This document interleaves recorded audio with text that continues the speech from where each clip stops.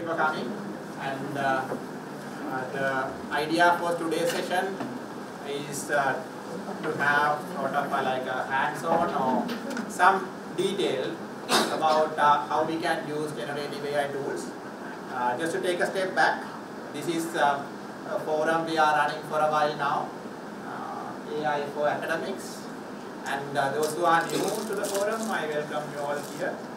My name is Shamane from Computer Engineering here at the Faculty of Engineering. And the idea why we wanted to start a forum, and those who are new and also even for us, when Damayanthi asked me 2 days ago, why are we doing this? We had to like rethink about why we are doing this. We had some plans. We started about now 6 months ago, and why we started is usually academics, and this is my perspective.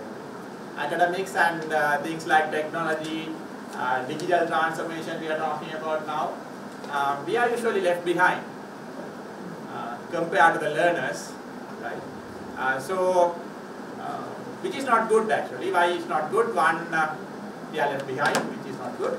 The other one, we are supposed to be leading and we are supposed to be knowing what our learners are capable of and how we can use education, how to do education better. So in that sense also it's not good. So the idea for this forum is for us to discuss, share ideas, share good practices, share tips, tricks, so that we can actually help learners, right? And also be among them and understand how we can do learning for education better. So that's the bigger picture why we want to do this. And the session like what we are trying to do today is not anything technical, not anything someone who understands how AI works can use, but any one of us who know how to do something like search using Google. That's the example I gave as well, right? So if you all can search, we didn't really learn how to search, although there are a lot of tricks and tips we collected over time. This is something similar, right? So all of us can use these tools and also help our learners to do things better and make the education system better. So that's the whole idea. And we are going to have a few items here today showing some experience, sharing how we do things. And feel free to share your ideas, ask questions, clarify matters, and that's the whole idea of the session. Let's start now. I will hand it over to Damayanthi. Thank you.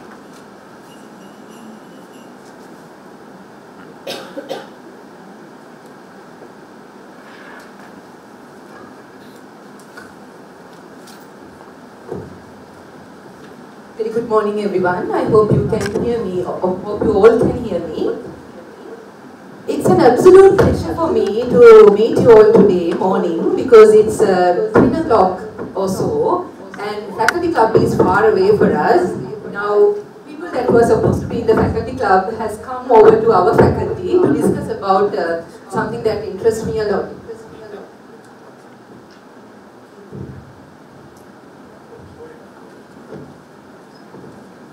How about now? Thank you. So, yeah.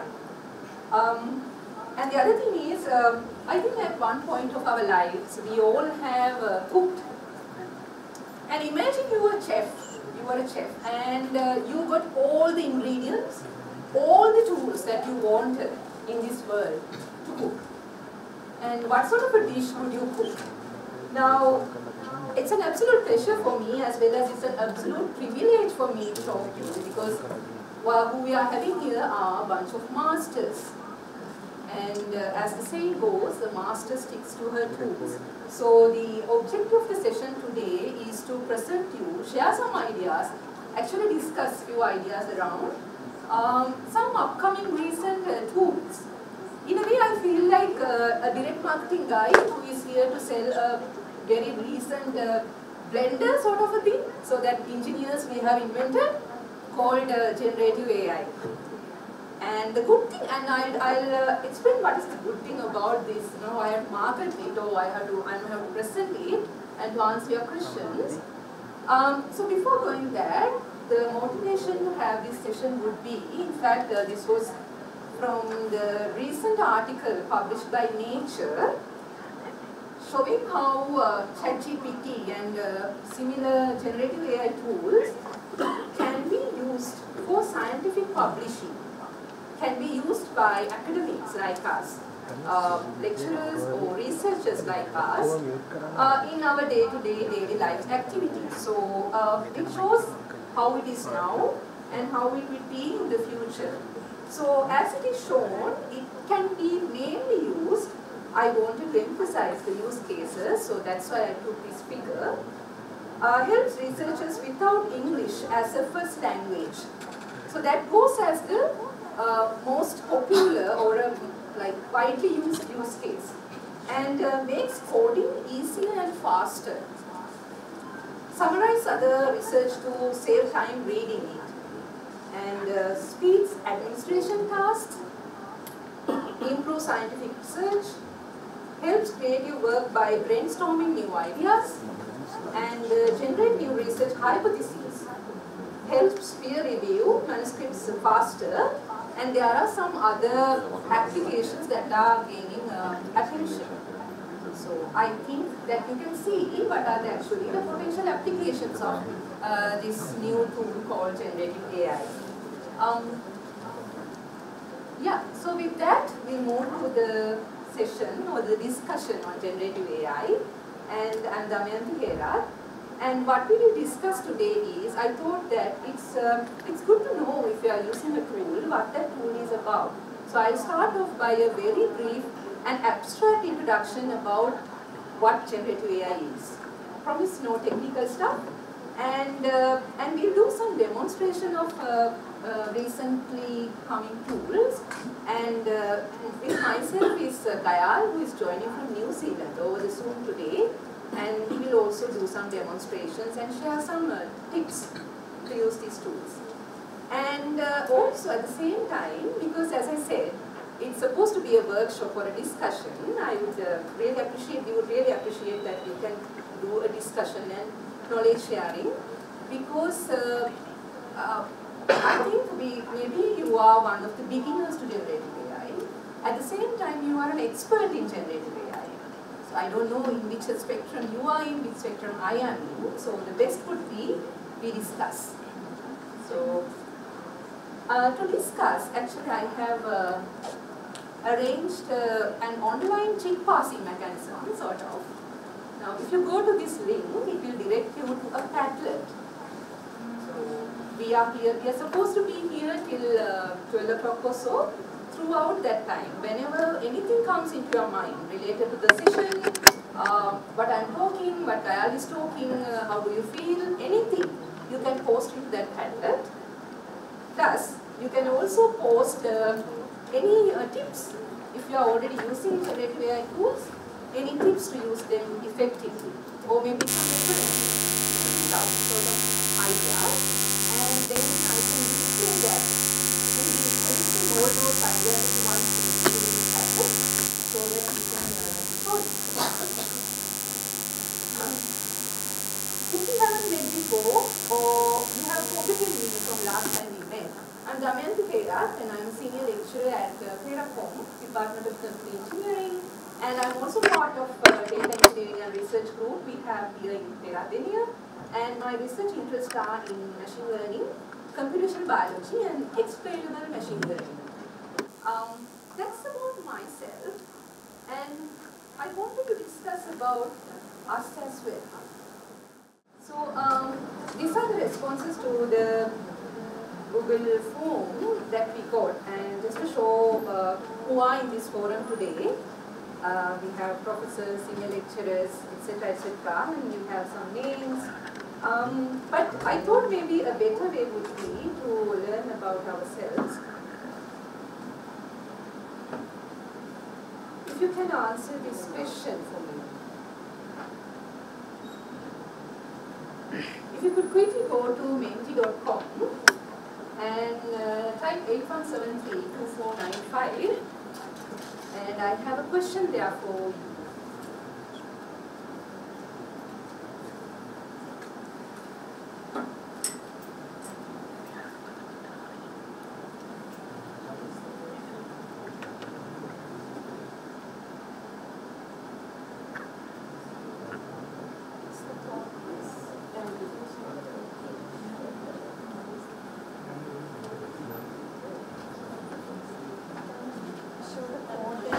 know the code again, Damayanthi? Yeah, it's there on top.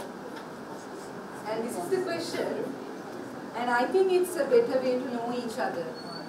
Tell us the most beautiful scenery or memory you cherish.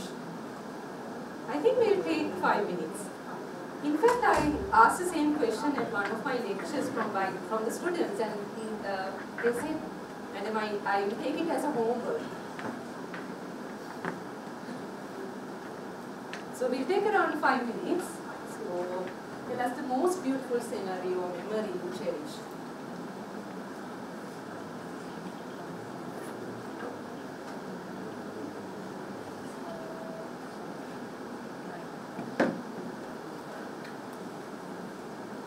Thank you for that response. Beachside.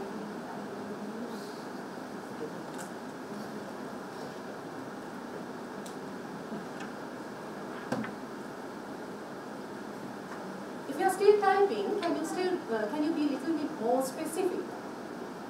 For example, beachside on a day like, or at the time of, with whom, or looking at whom, color of the ocean. You can seriously take 5 minutes to, think of that memory you cherish.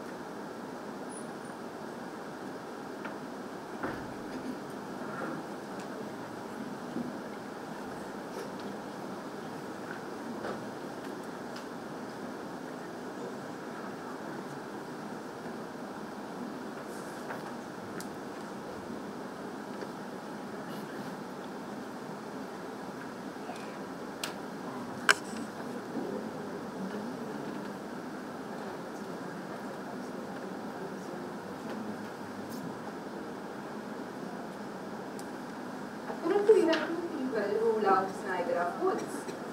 Oh, it's the same person. I think it's two people.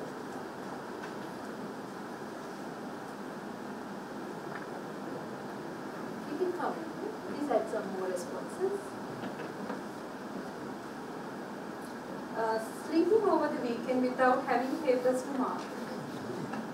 When did you last have that memory?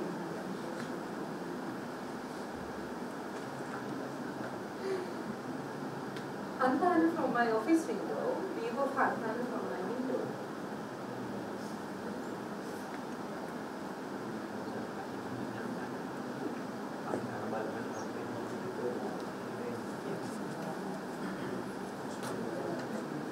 So you have to go to menti.com and use that code and share some responses.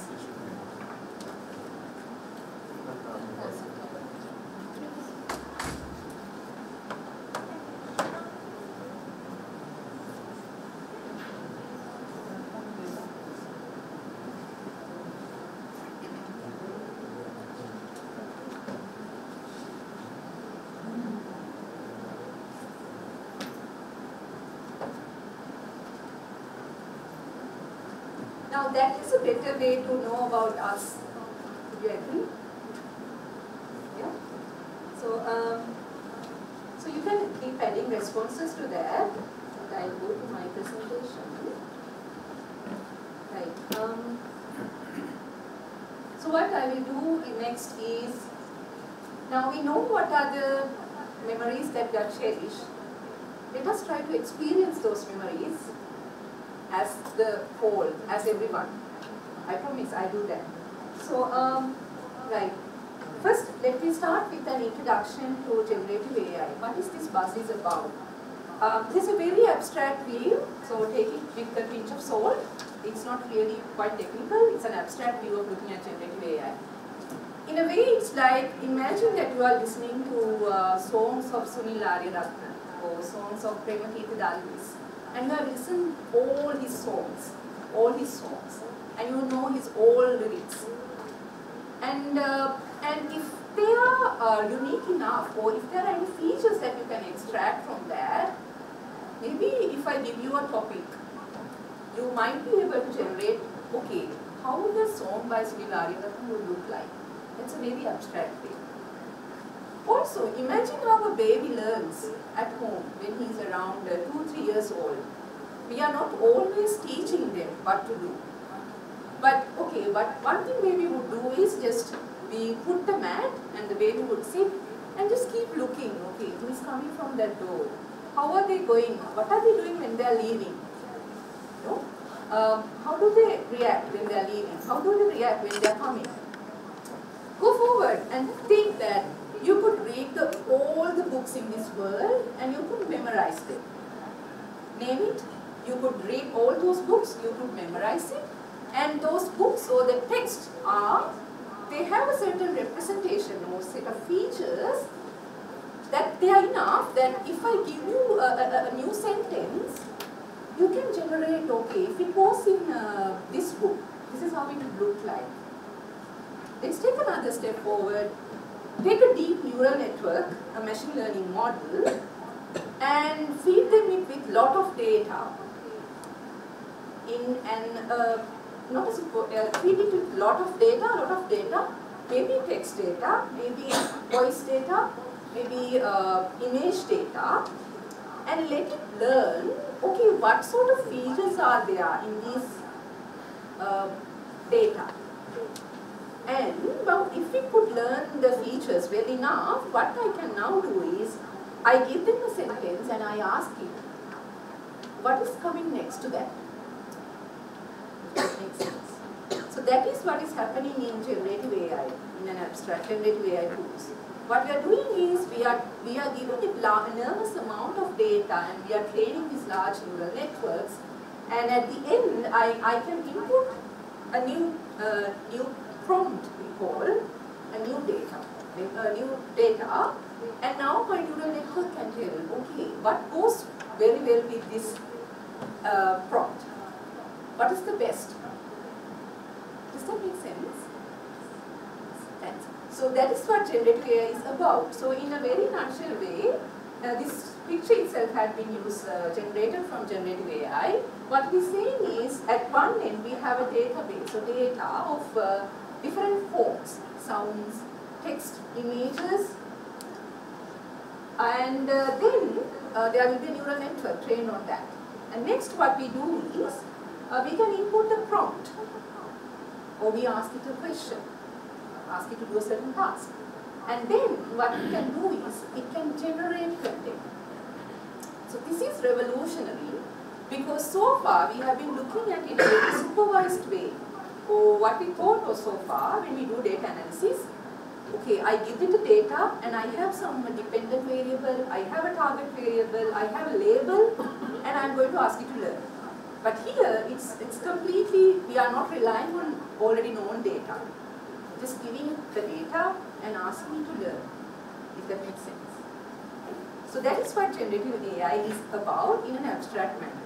Now there are a couple of conclusions that we can come into by this introduction, this abstract introduction idea. One is, generative AI tools would be limited to the sort of input they are trained on. That's one thing. It depends on what data it has seen. The other thing is, it would be biased to what data it has seen. And there's an important thing is, how about the copyright of this? Because we are generating new content. How about the copyright? Who holds the ownership?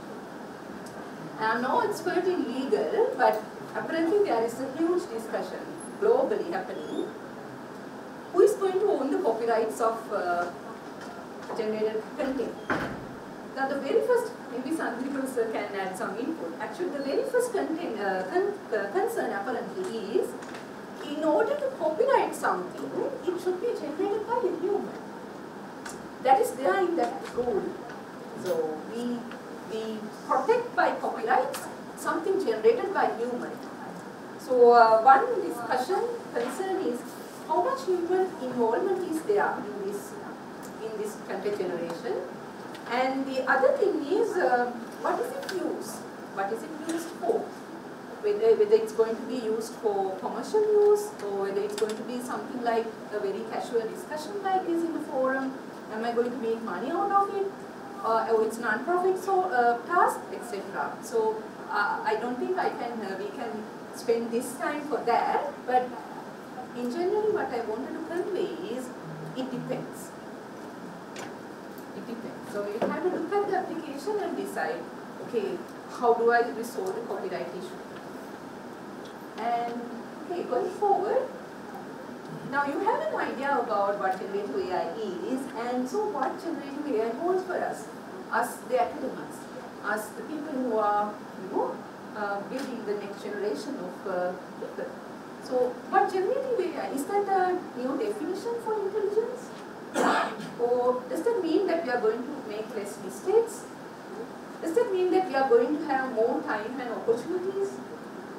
Does that mean it's a paradigm shift in education? Does that mean we are going to build a better world than we are in?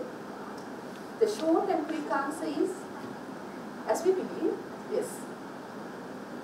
So just like how internet revolutionized the way we do work, so generative AI tools are going to be a tool for us that is going to make our lives easy.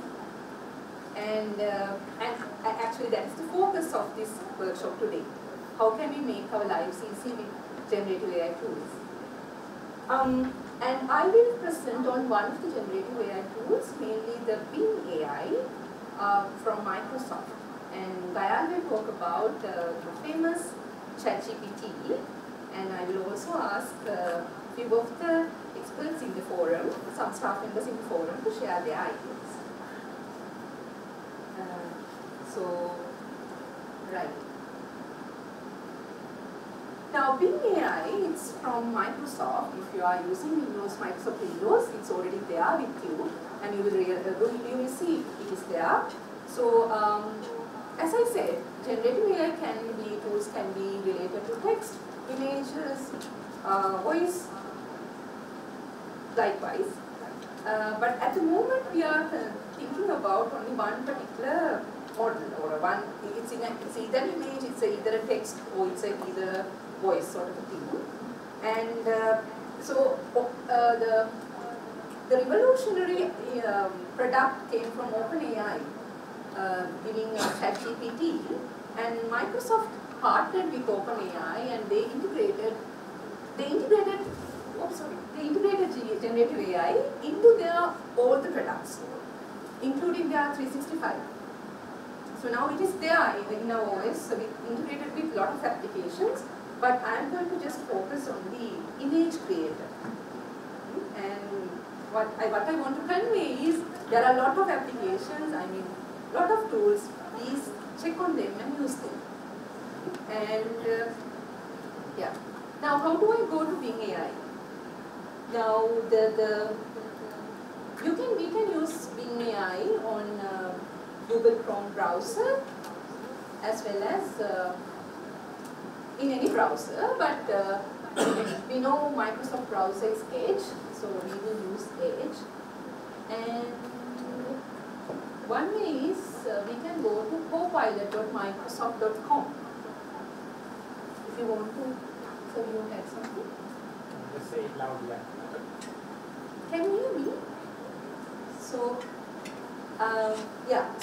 we can go to copilot.microsoft.com, and you can see a bunch of applications over there.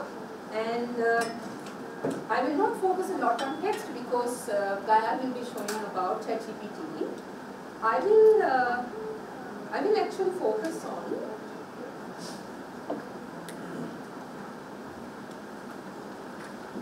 bing.com/images/create. So we'll go to that.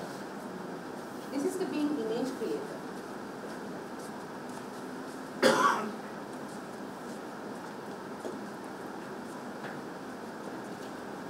is the Bing image creator.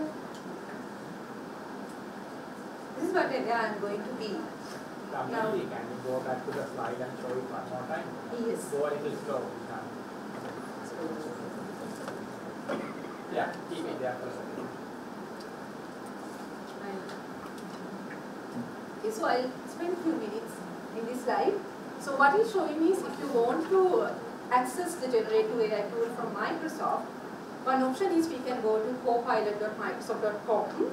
But actually, if you are using Microsoft 365, if you are a Microsoft 365 user, it's there in all the applications. In Microsoft Word, Microsoft PowerPoint, it's there in that. If you go that in your browser, you will see that it's now there. And other option would be to go to copilot.microsoft.com. And I'm going to focus on bing.com/the image creator, because I made a promise that we will cherish some of those memories together. So now what I will try to do is recreate that some of those memories mentioned on that event poll as an image, and we'll see what we can get. Does that make sense? So, is this okay?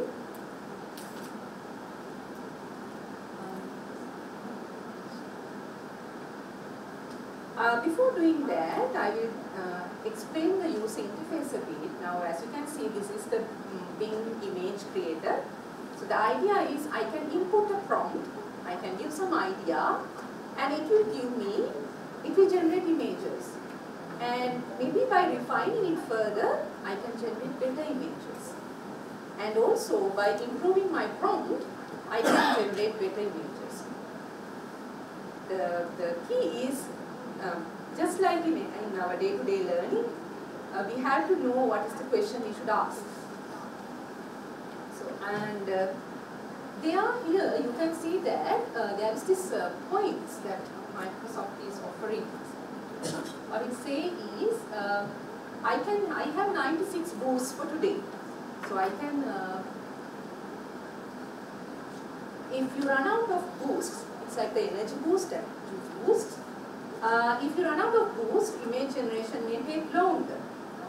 Now I have 96, but if I run out of it, I have to purchase, go for a paid version, or maybe purchase some boost. But it's not that important. I can deal with, this is enough for me. And here I have the option to create. I also have the option to surprise me. I can ask, okay, what are the options you have from the Bing image creator. And the other thing is, in this panel, I can explore ideas, which means that I don't have to start from the scratch. I can look at, okay, what sort of things that have been generated before, that is explore ideas tab. I can have a look at, for example, I can click on this image, and then I can see, okay, what is the prompt that was used to generate that image. And I can take it, copy paste it, and edit it as per my need, and I can use it.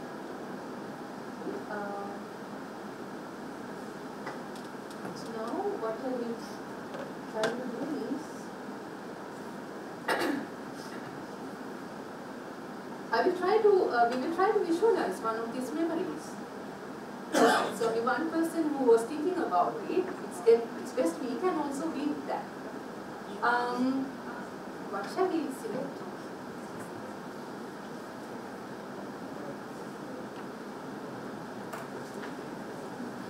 Sleeping over the weekend without having papers to mark. So you are going to give the most difficult prompt first, which is not that good for me, because I will take the easiest prompt first. The thing is, actually these generative AI tools are biased towards where this data is taken from. For example, maybe Hantana is not something that it is familiar with.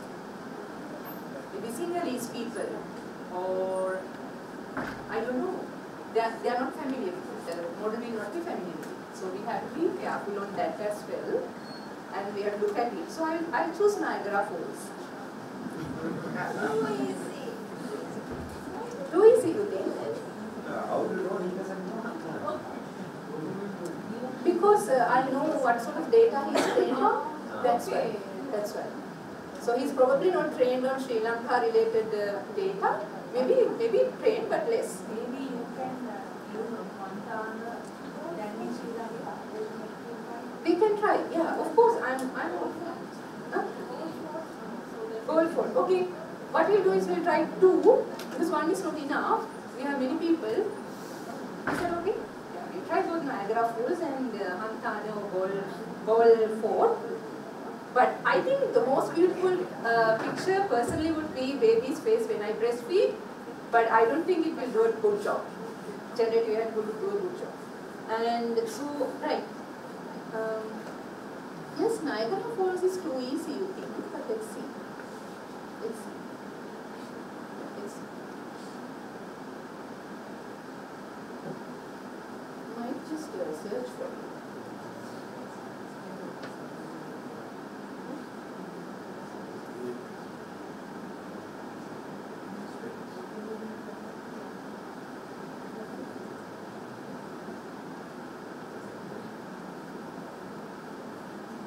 Quickly take a flight to US.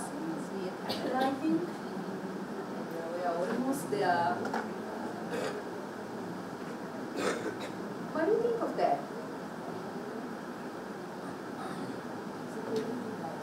So not like the real image. So not like the real image. Yes. Look at that. And also the comment. What is the comment? Shamane. It's like a painting. Yes. So it depends on what to ask. Actually, there are some tips that we can use. Tips around how do I improve this image, which would be good to know.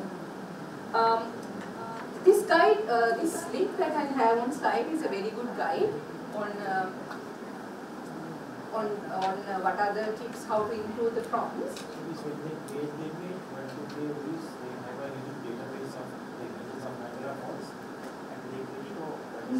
No sir, no, it's not like that. So they would have seen maybe a lot of waterfalls, maybe a lot of waterfalls around Niagara, I don't know. But then we are using that already trained neural network to generate this image. We are not trained. Can you place yourself at the Niagara Falls? Exactly sir, that's what I'm saying. So it depends on what is the prompt you are giving. So one tip is write positive prompts, describe what should exist, not what is missing. Now that is why I said, you said that it's an easy prompt, but you see that it's not doing a good job. Now maybe we have to be more explicit, we have to improve it. So to answer your question sir, yes, we have to give more data so that we probably will get a better result. For example, it's recommended to add an adjective, some noun and a verb and some style. So as madam said, it's like a painting, but we can use some other style. So we'll try that.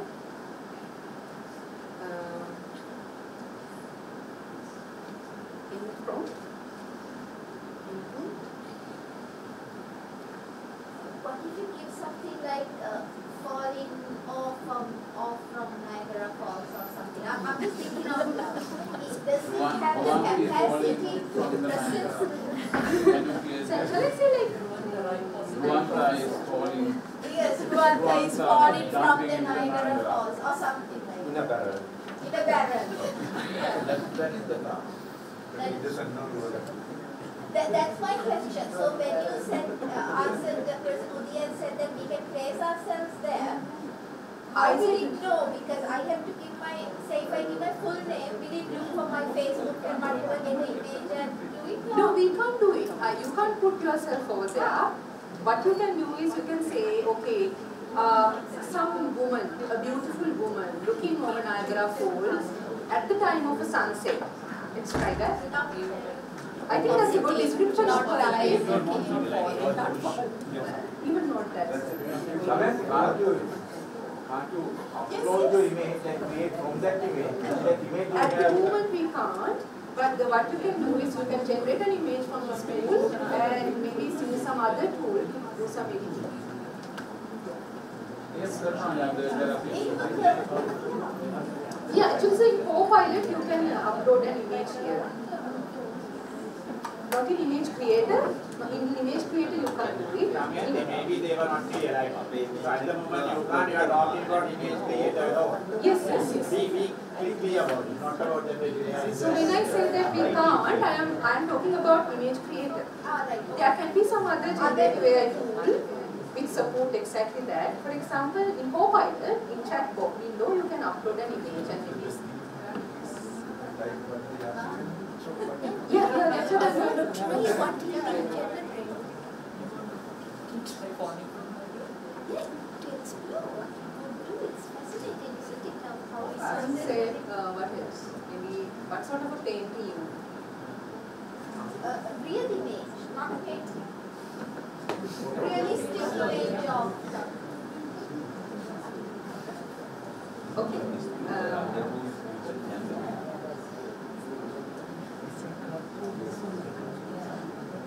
So image creator can't do that real image thing. You will have to go to another tool. You will have to go to another tool because it's a creating image. So you are giving some, you are expressing your idea and you are asking it to generate. The thing is, when I ask you what is the memory that you are cherish, my question is not about whether it's Niagara, whether it's Tunhila, whether it's Tialu. My question is about cherishing a waterfall, sitting at the waterfall. Right? So that is the sort of thing that we will doing when we are creating things. I think that makes sense. Actually, I typed in something very personal because I wanted to see how it could be generated. But for some reason, it's not appearing. That is painting enough. Okay. Like the baby example. Right, yeah, let me check that. Okay, yeah. Wow, midnight. There are a lot of beautiful things. Oh, Peradeniya. I just thought you had deleted and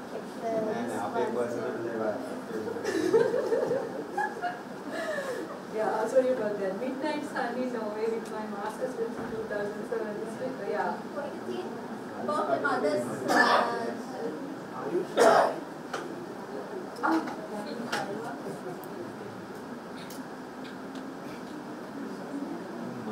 so it looks like it's really whispering. Like this.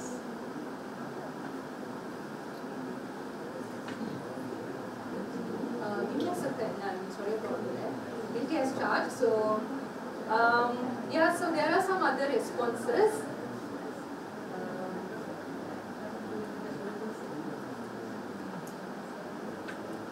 What did you want to share? No, I shared the moment and love in my mother's eyes. So I wanted to see whether it could get that personal thing, whether it would create a mother and a baby and trying to sort of look at it differently.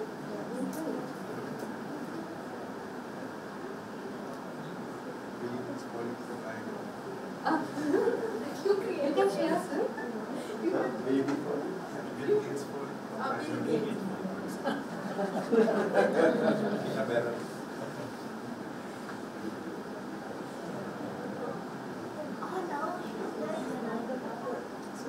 And maybe I have to improve it a bit more, saying whether it's a digital painting or a classical painting, sort of a thing. But I just copy paste it. Whether it's a painting or the realistic. So how do you find this? What is your feedback? No, but then this mother is not really looking at the child either. It's very random and somewhere. It could be, we have to specify the age and everything also. You can improve, yeah. But still Looking at the child or exactly. young mother, old mother. Exactly. Then they are young with the right thing. Old mother. No, it's nothing about this, the tool. It's about the prompt that you give actually. It's about the prompt that you give. So, the more you know the prompts, the better the result will be. That's the whole point. You have to see your identity. Yeah, you can be more explicit in this way. Because we talked about it, we'll try Hantan as well. Should I adjective for Hantan? Misty. See Hantan. Mountain train.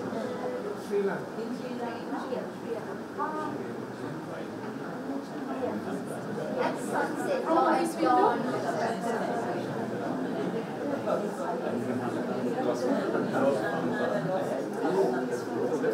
Now, the focus of the workshop today is about what generative AI tools can do, not what academics can do. So this, what I'm showing is the potential of tools, and the potential of UI is unlimited. Feel free to use these tools and unleash that potential. So this is what it is generative, but actually,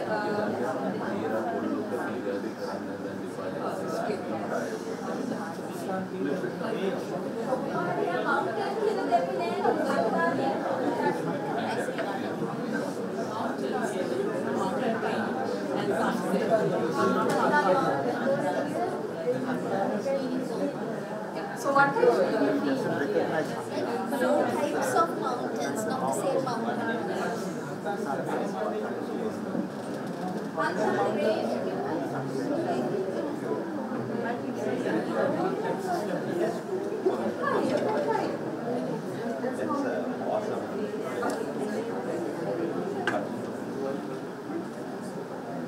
So as I said,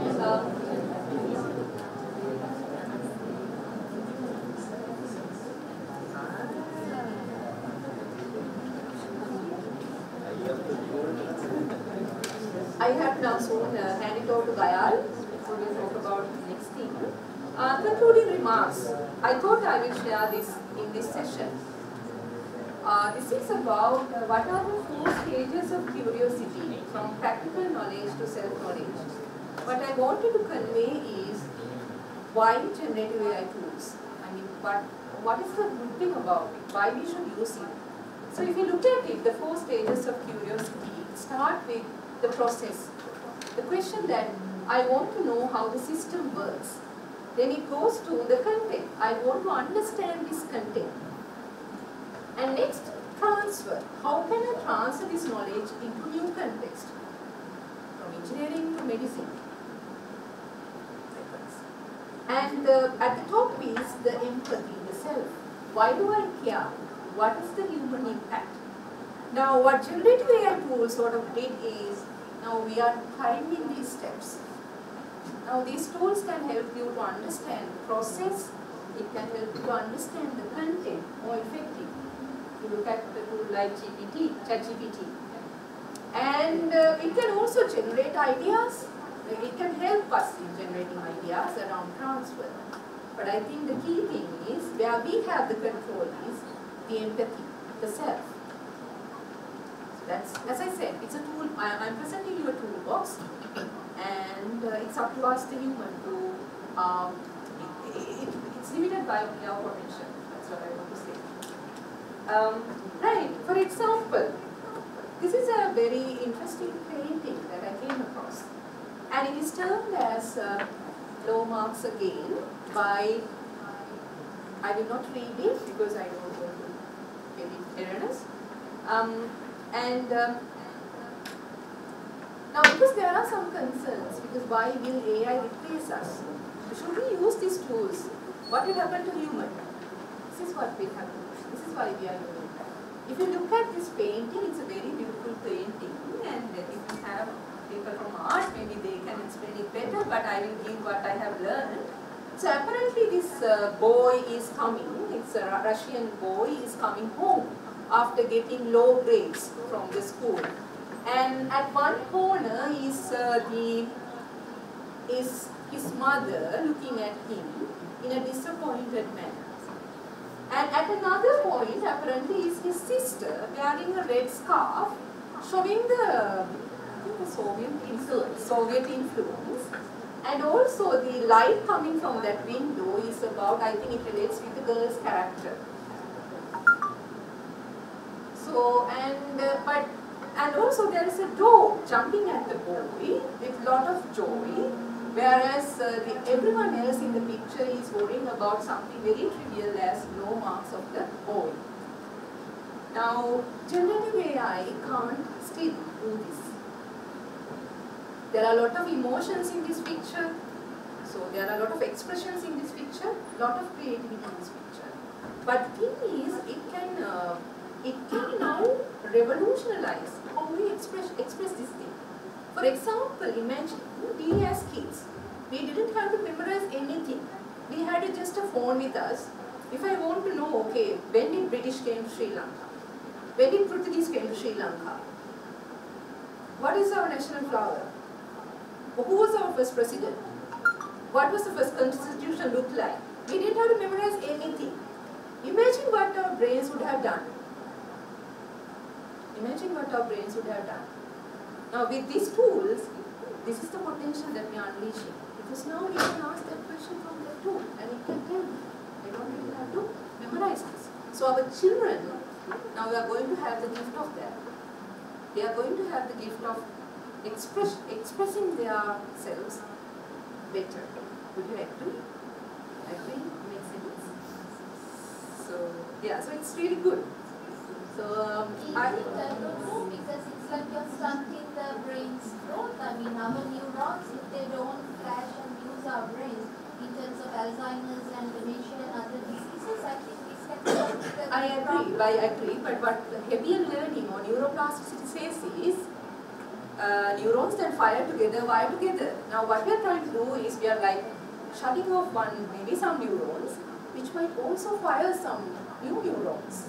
Yeah, maybe genetic complications. But may I ask a question?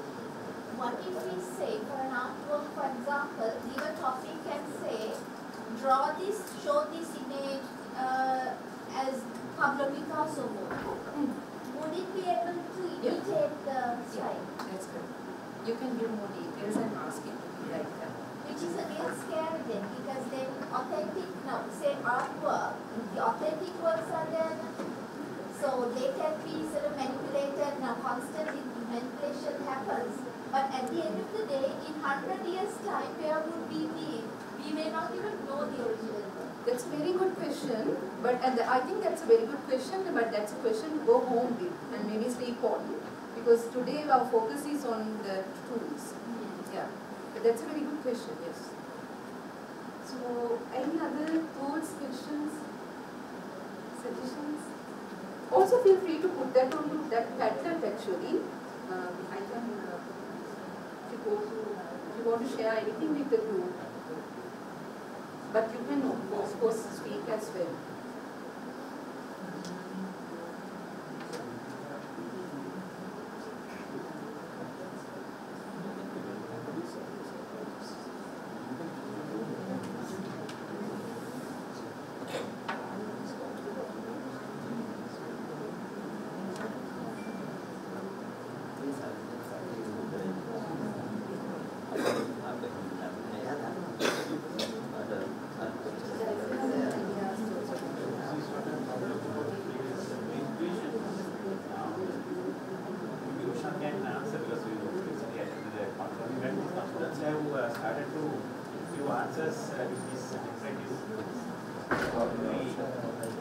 Well, we know that it is not there, but they can say that, okay, I got it from the British school and I studied it and I wrote it myself, but it's not very sure way of studying how it was.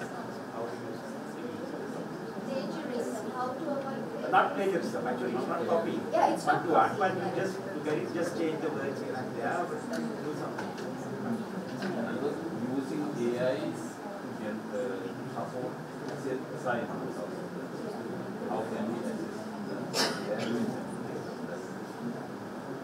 Right. We are discussing this aspect a lot actually already in the same forum. Maybe you can retell the question and give your feedback. In ChatGPT, for example, if you give the same question, it generates different answers each time, slightly different. So shall I ask the question? Yes. Now the question is, our students are using AI, various types of AI. And then the students, when they are given assignments, their research papers, their various essays and various things, they use the AI supported responses. As teachers, what is our role? Are we going to stop them using it, or are we going to let them use it, still assess their competencies?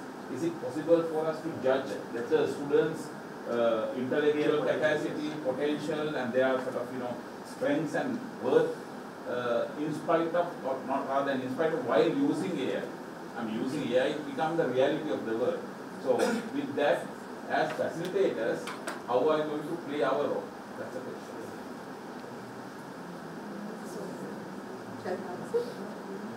So personally, sir, I believe that we should not stop them using for that, because you can't stop someone using a calculator. And so it's the same case, and but that's different. Calculator and this one is different. this will be similar, sir, in future. Can I now say, having asked the question, I have been thinking of this. I will give some few things I have thought of. One thing is some of those type of assignments when I see, I have asked them to write the abstract of it. So that is one way of sort of ask to see whether they are in it. But then the AI can do that for them also. That's one. Second thing is add subtopics to that theme. Recognize your theme and add topics. And the third possibility is ask them to do a presentation on what they have done. One thing to now, this happened around 1 year back when the ChatGPT came for a poem written by Dr. Shamane. I have written a review using ChatGPT and sent it. She said, Janaka, you deserve an A+ for this. Then I told her, no, there's a new tool around, I use that to review. Then she sent me another poem and asked me to use that tool and review. Then actually, ChatGPT was nowhere near the meaning of that poem, but with my help, it was able to write. So the conclusion became, as lecturers, we have more challenge to give problems which a computer cannot solve. So, for example, students should be taught to, now in her case, they should write poems which cannot be understood by a software, which has several levels. And that is the conclusion we came from that example. So it is a challenge. Perhaps changing, sorry. So, not just students, everyone uses AI. Now, if I were not to use Google, I would be actually not like, why should I not use Google when it is there, right? It's like, when the calculator is there, why should you not use it? Like, so the students are basically, we are training them to become someone, engineers, doctors, or whoever. And they have to use the tools they have at their disposal. Why should we limit their capabilities? I think we should encourage them to actually use these tools. And as Dr. Siriwardhana said, it's our duty to make sure that we are clear about what we are trying to test and what we are trying to train the people to achieve. That's one thing. The other is when, say for example, even just writing, sometime back before these tools, Grammarly and ChatGPT and all these tools were not there, it was a nightmare reading an essay, a descriptive answer. But now, I find it very easy to, I don't have to spend time figuring out what the hell this person is trying to say. I know exactly what he's trying to say. At least the language style. Especially, as I showed in the very first slide, someone who is not very conversant with the language, it's going to be very helpful. When they go out and become whoever they are, they will use these same tools. The only thing is there are certain things that we have to add here. Say for example, plagiarism. That, when we give these things, and we should have at our disposal things that they see, like for example, if you are publishing a paper, they will be checking if you have used generative AI. These things we should have access to also, so that we can not to catch them and say you have used this so you get 0, not to do that, but tell them that this is how you should do it, so that this is according to the rules. You are not violating any rules. And the rules should also evolve so that we incorporate these technologies rather than trying to limit the capabilities. And when we have these, we should use them. Yeah, I agree. Or you can say that we want to use it first, so that we know the tools, we are familiar with the tools, Yeah, I have some similar question to this, but in this case, it has been easier for you to read. In my case, it is actually postgraduate level students. We seem to have used some language processing, some thing like that. Then, whatever that came to me, it was very difficult for me to comprehend because language-wise it looks very perfect, but content, it doesn't make sense. Because I think whatever that he has originally written like this has had technical errors in that content what he has written, and after going through this whatever language processing, it has produced perfect language but technical garbage. So I had to ask the student to rewrite or use the original text because right. Now, Bing AI, it's from Microsoft. If you are using Microsoft Windows, it's already there with you, and you will see it is there. So, as I said, generative AI tools can be related to text, images, voice, likewise. But at the moment, we are thinking about only one particular model, or it's either image, it's either a text, or it's either a voice sort of a thing. And the revolutionary product came from OpenAI, giving ChatGPT, and Microsoft partnered with OpenAI, and they integrated generative AI into all the products, including their 365. So now it is there in our OS, so we integrated with a lot of applications, but I am going to just focus on the image creator. And what I want to convey is there are a lot of applications, a lot of tools. Please check on them and use them. And yeah. Now, how do I go to Bing AI? Now, we can use Bing AI on Google Chrome browser as well as in any browser, but we know Microsoft browser is Edge, so we will use Edge. And one way is we can go to copilot.microsoft.com. If you want to, so you want to add something? Just say it loudly. Can you hear me? So, we can go to copilot.microsoft.com, and you can see a bunch of applications over there. And I will not focus a lot on text because Gaia will be showing about ChatGPT. I will actually focus on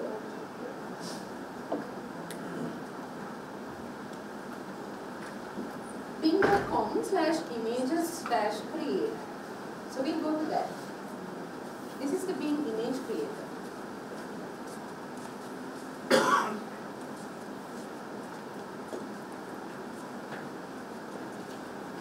is the Bing image creator. This is what I am going to be. Damayanthi, can you go back to the slide and show it one more time? Yes. Go a little slow. Yeah, keep it there for a second. Okay, so I'll spend a few minutes in this slide. So what it's showing is if you want to access the generative AI tool from Microsoft, one option is we can go to copilot.microsoft.com. But actually, if you are using Microsoft 365, if you are a Microsoft 365 user, it's there in all the applications. In Microsoft Word, Microsoft PowerPoint, it's there in that. If you go that in your browser, you will see that it's now there. And other option would be to go to copilot.microsoft.com, and I'm going to focus on bing.com/the image creator, because I made a promise that you will cherish some of those memories together. So now what I will try to do is recreate that some of those memories mentioned on that 20 poll as an image, and we'll see what we can get. Does that make sense? So,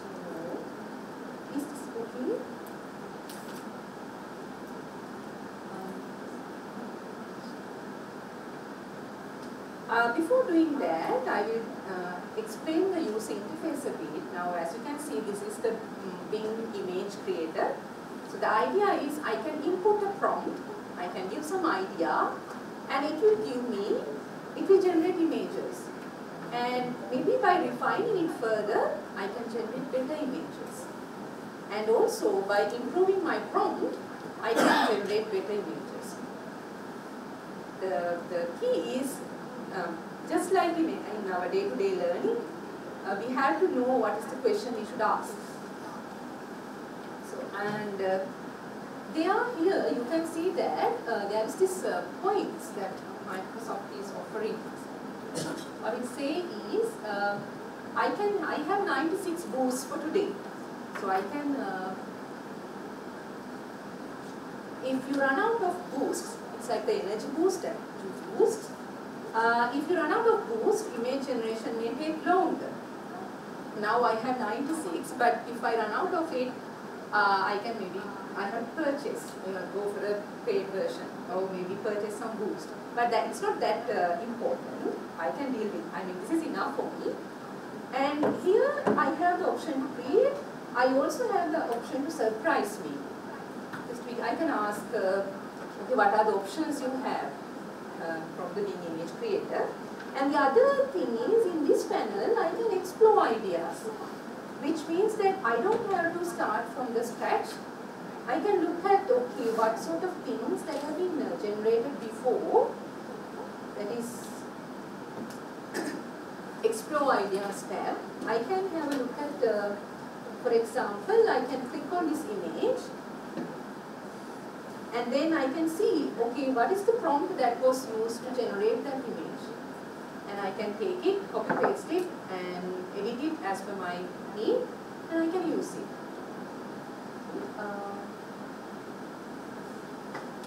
So now what I will try to do is,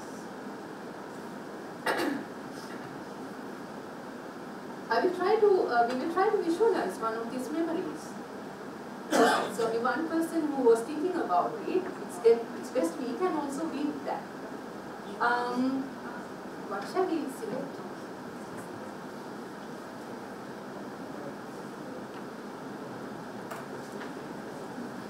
Sleeping over the weekend without having papers to mark. So you are going to give the most difficult prompt first, which is not that good for me, because yeah, I will take the easiest prompt first. The thing is, actually these generative AI tools are biased towards where this data is taken from. For example, maybe Hantana is not something that it is familiar with. Maybe Sinhalese people, or I don't know, they are not familiar with it. The model will not be familiar with it. So we have to be careful on that as well, and we have to look at it. So I'll choose Niagara Falls. Too easy. Too easy, you think? How do you know he doesn't know? Because I know what sort of data he's trained on. That's why. That's why. So he's probably not trained on Sri Lanka related data. Maybe trained, but less. Maybe you can use Montana, then in Sri Lanka. We can try. Yeah, of course. I'm huh? Goldford. Okay. What we'll do is we'll try 2, because 1 is not enough. We have many people. Is that okay? Yeah, we'll try both Niagara Falls and Hantana or Goldford. But I think the most beautiful picture personally would be baby's face when I breastfeed. But I don't think it will do a good job. Generative AI will do a good job. And so, right. Yes, Niagara Falls is too easy, you think, but let's see. Let's see. Let's see. Might just search for it.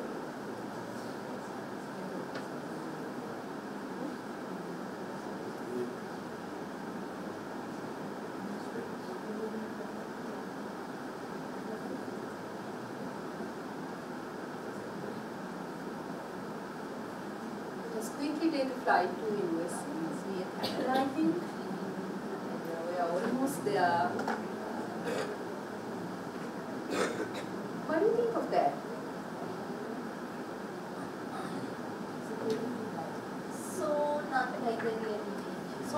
like the real image. Yes. So that, and also the comment. What is the comment? Shamane. It's like a painting. Yes. So it depends on what to ask. Actually, there are some tips that we can use. Tips around how do I improve this image, which would be good to know. This guide, this link that I have on slide is a very good guide on what are the tips how to improve the prompts.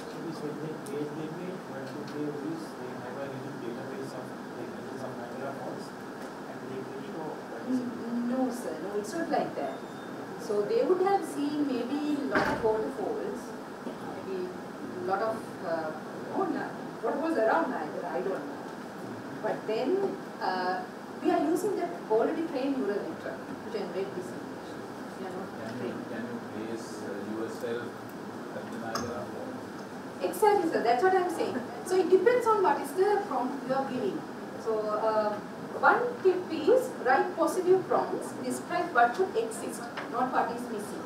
Now that is why I said, you said that it's an easy prompt, but you see that it's not doing a good job. Now maybe we have to be more explicit, we have to improve it. So to answer your question sir, yes, we have to give more data so that we probably will get a better result. For example, it's recommended to add an adjective, some noun and a verb and some style. So as madam said, it's like a painting, but we can use some other style. So we'll try that.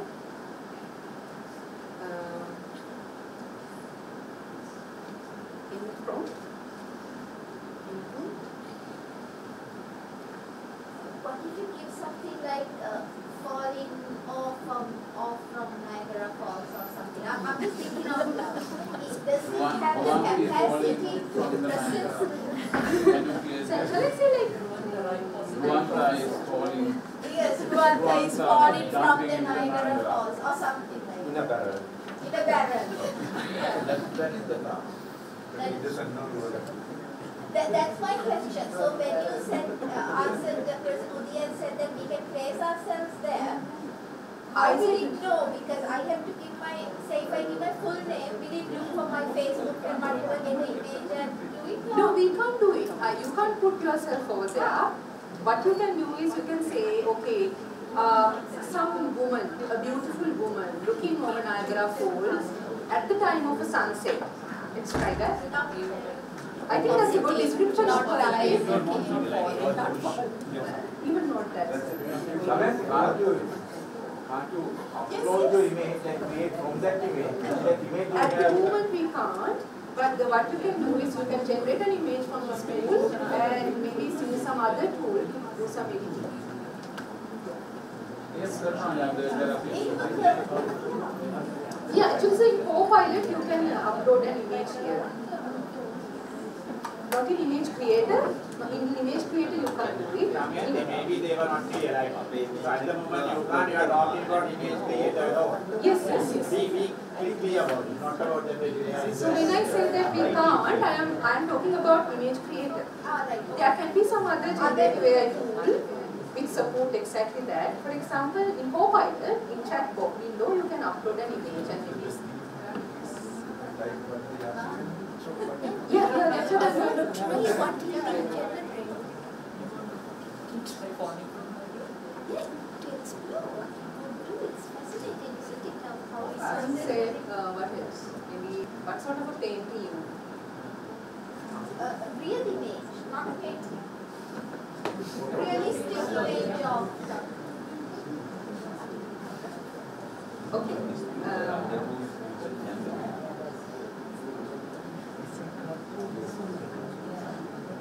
So image creator can't do that real image thing. You will have to go to another tool. Because it's a creating image. So you are giving you are expressing your idea and you are asking it to generate. The thing is, when I ask you what is the memory that you are cherish. My question is not about whether it's Niagara, whether it's Tunhida, whether it's Tialu. My question is, you are cherishing a waterfall, sitting at the waterfall. right? So that is the sort of thing that we will doing when we are creating things. I think that makes sense. Actually, I typed in something very personal because I wanted to see how it could be generated, but for some reason it's not appearing. Okay. Like the baby example. Right, yeah, let me check that. Okay, yeah. Wow, midnight. There are a lot of beautiful things. Oh, Peradeniya, I thought you had deleted and kept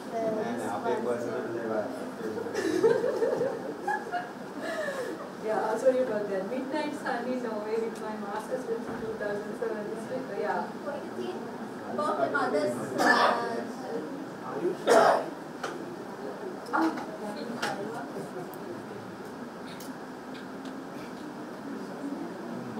so it looks like it's really displayed. Like this.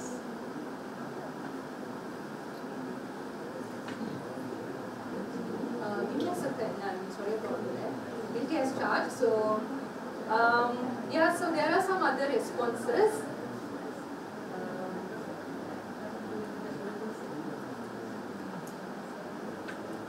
What did you want to share? No, I shared the moment and love in my mother's eyes. So I wanted to see whether it could get that personal thing, whether it would create a mother and a baby and trying to sort of look at it differently.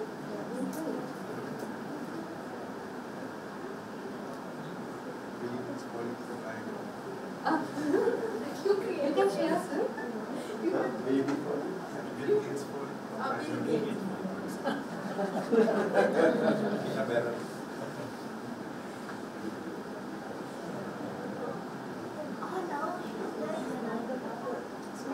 And maybe I have to improve it a bit more, saying whether it's a digital painting or a classical painting sort of a thing, but I just copy pasted. Whether it's a painting or the really. So how do you find this? What is your feedback? No, but then this mother is not really looking at the child either. It's very random and somewhere. It could be, we have to specify the age and everything also. You can improve, yeah. But still Looking at the child, exactly. young mother, old mother. Exactly. They are very young in the right age. Old mother. No, it's nothing about this, the tool. It's about the prompt that you give actually. It's about the prompt that you give. So, the more you improve the prompts, the better the result will be. That's the whole point. Yeah, you can be more explicit in this way. Because we talked about it, we'll try Hantan as well.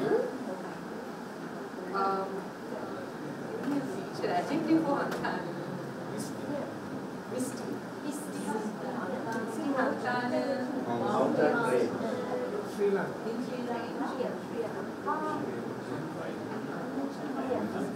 At sunset, Oh, at this dawn.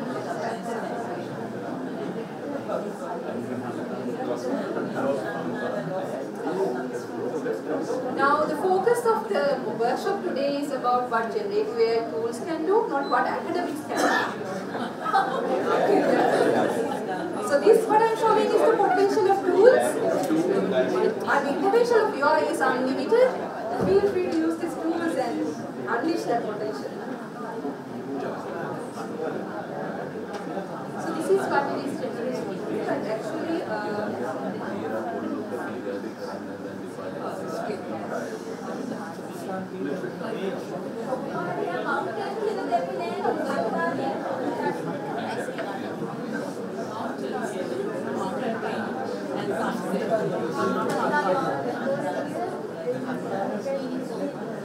so what types of mountains, not the same mountain.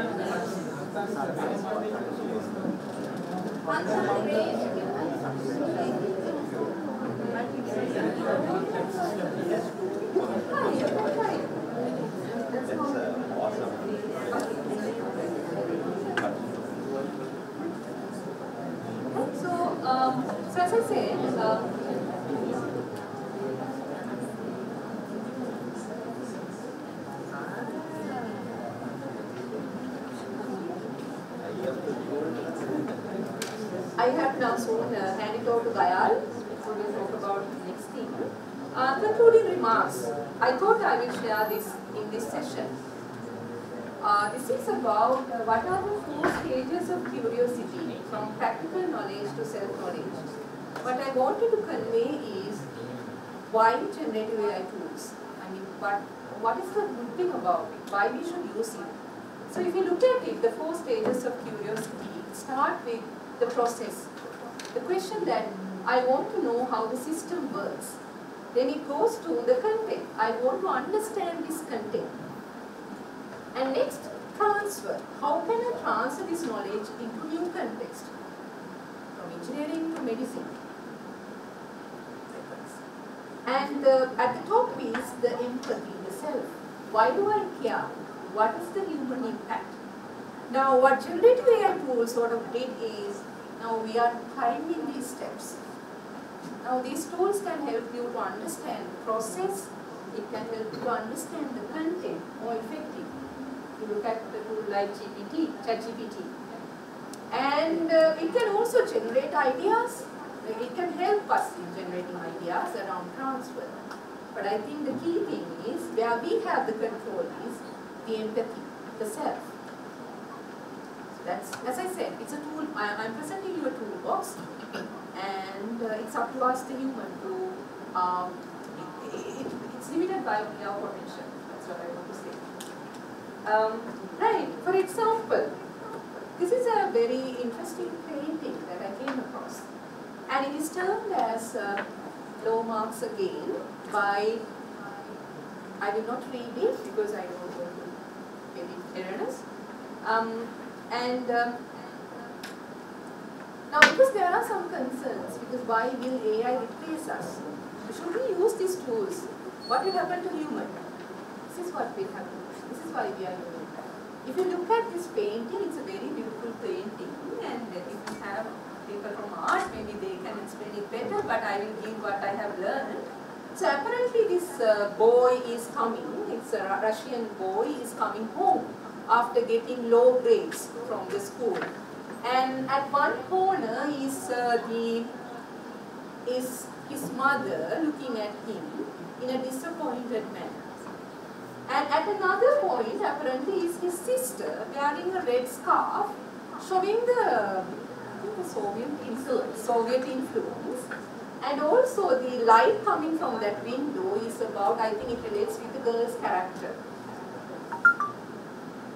So, and also there is a dog jumping at the boy with lot of joy, whereas everyone else in the picture is worrying about something very trivial as low marks of the boy. Now, generative AI can't still do this. There are a lot of emotions in this picture, so there are a lot of expressions in this picture, lot of creativity in this picture. But thing is, it can now revolutionize how we express this thing. For example, imagine we as kids, we didn't have to memorize anything. We had just a phone with us. If I want to know, okay, when did British came to Sri Lanka? When did Portuguese came to Sri Lanka? What is our national flower? Who was our first president? What was the first constitution look like? We didn't have to memorize anything. Imagine what our brains would have done. Imagine what our brains would have done. Now with these tools, this is the potential that we are unleashing. Because now we can ask that question from the tool and it can tell you. They don't really have to memorize this. So our children, now we are going to have the gift of that. They are going to have the gift of expressing their selves better. Would you agree? Agree? Makes sense? So, yeah, so it's really good. So, because it's like you're stunting the brain's growth. I mean, our neurons, if they don't flash and use our brains in terms of Alzheimer's and dementia and other diseases, I think this can be I agree, but what Hebbian learning or neuroplasticity says is neurons that fire together, wire together. Now what we are trying to do is we are like shutting off maybe some neurons, which might also fire some new neurons. Yeah, maybe genetic modifications. May I ask a question? what if we say for an artwork, for example, give a topic and say, draw this, show this image as Pablo Picasso would. Would it be able to imitate the style? That's good. You can give more details and ask it to be like that. Which is again scary then, because then authentic, now say artwork, the authentic works are there, so they can be sort of manipulated. Now constantly manipulation happens, but at the end of the day, in 100 years time, where would we be? We may not even know the original work. That's a very good question, but I think that's a very good question, but that's a question to go home with and maybe sleep on, because today our focus is on the tools. Yeah, but that's a very good question, yes. So, any other thoughts, questions, suggestions? Also feel free to put that on that Padlet actually. I can, if you want to share anything with the group. But you can, of course, speak as well.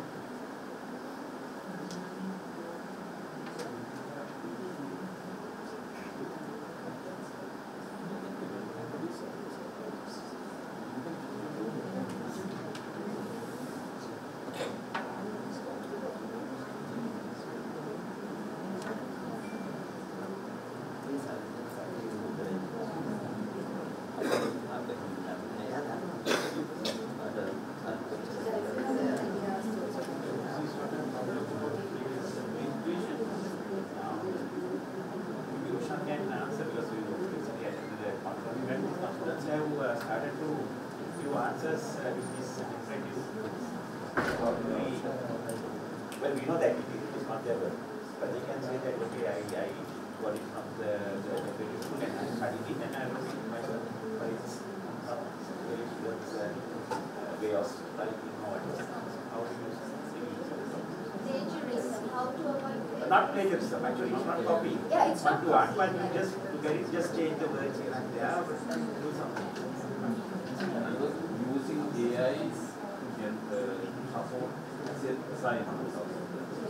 How can we assist? Right. We are discussing this aspect a lot actually already in the same forum. You can retell the question and give your feedback. In ChatGPT, for example, if you give the same question, it generates different answers each time, slightly different. So shall I ask the question? Yes. Now the question is, our students are using AI, various types of AI. And then the students, when they are given assignments, their research papers, their various essays and various things, they use the AI supported responses. As teachers, what is our role? Are we going to stop them using it, or are we going to let them use it, still assess their competencies? Is it possible for us to judge that the students' intellectual capacity, potential, and their sort of strengths and worth, in spite of, or not rather in spite of, while using AI? I mean, using AI to become the reality of the world. So, with that, as facilitators, how are we going to play our role? That's the question.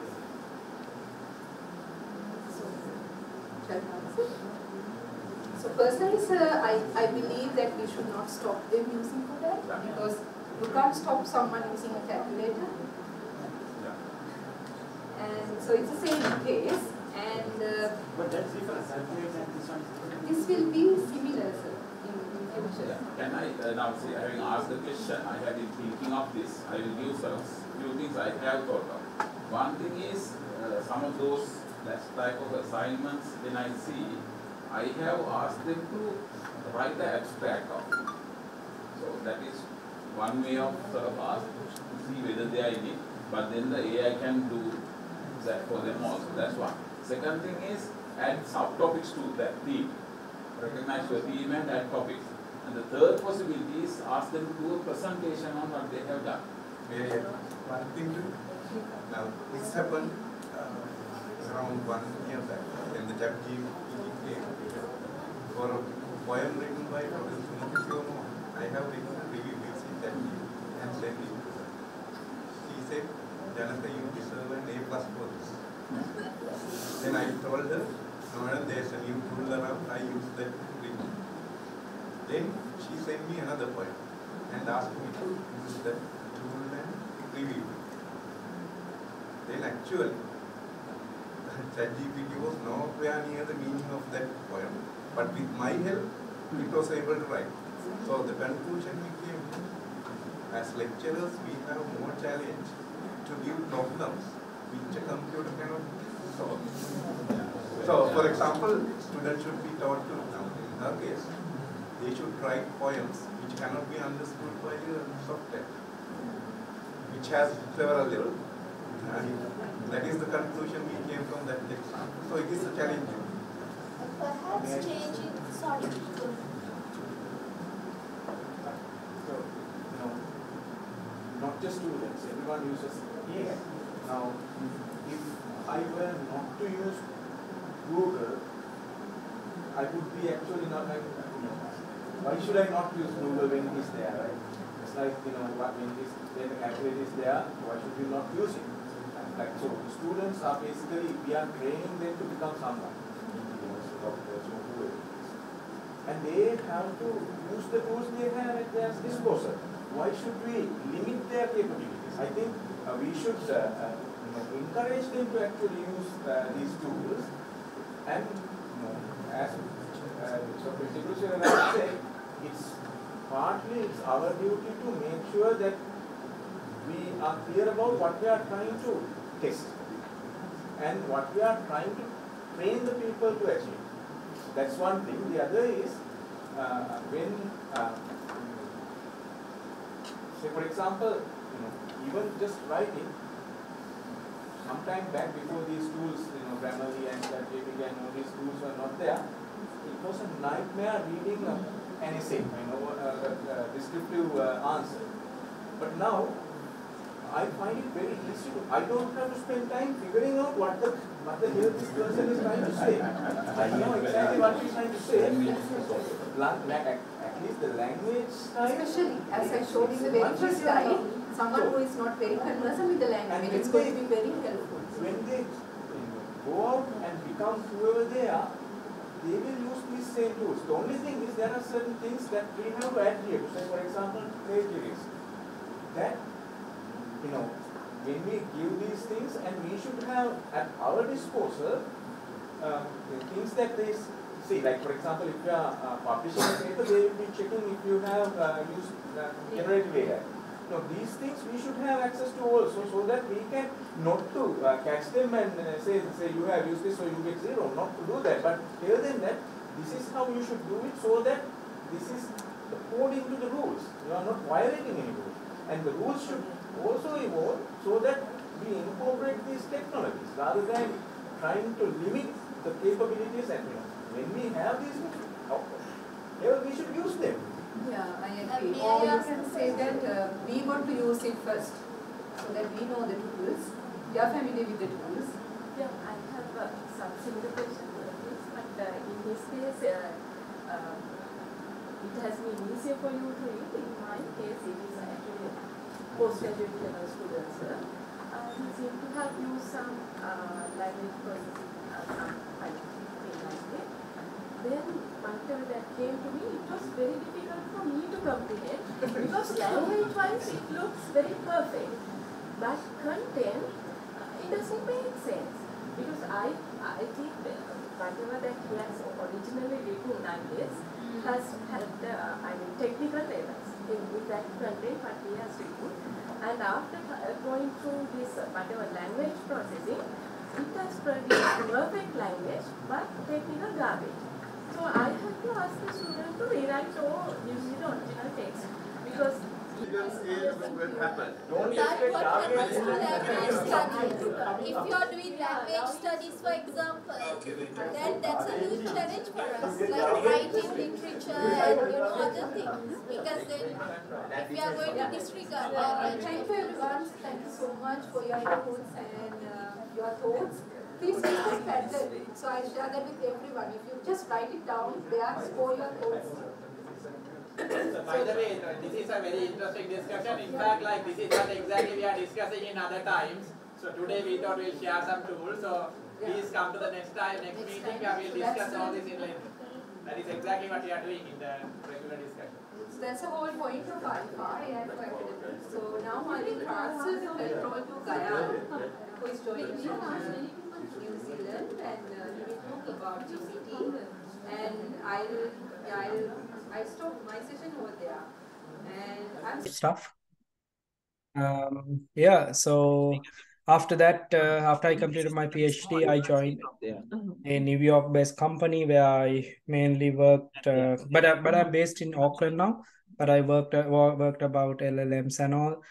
Then I recently joined a startup as a founding lead, where our main area of work is domain adaptation of language models. It is more like how we can build customized ChatGPT kind of models for enterprise data. It's more of say, of course, not as big as ChatGPT. Usually these models are super expensive. So what we do is we try to make them smaller, but also kind of make sure they work for a certain domain rather than just in general. So our assumption is we kind of can distill this big knowledge in these models to small scale models and provide solutions for different clients. Yeah, that's like a bit of about myself. So yeah, I kind of like this area as well. And I also saw what happened over the last 4 or 5 years. Honestly, never thought language models would change the world like this. Maybe I thought like in 2050, but never thought in 2020, 21 or 22. Yeah, so then if I want to get a start, like what are the applications? How I see this is more of a paradigm shift. Say, it's not about this would be a part of a software or part of a an specific application, but this would definitely shape out how human kind would think and do different stuff. So there are so many tools. Like what you see in my screen is ChatGPT. So I pay for this. It's like $20 in USD, like in New Zealand dollars, like around 35 or something. But definitely worth it. Like I use this for everyday work. I code with this.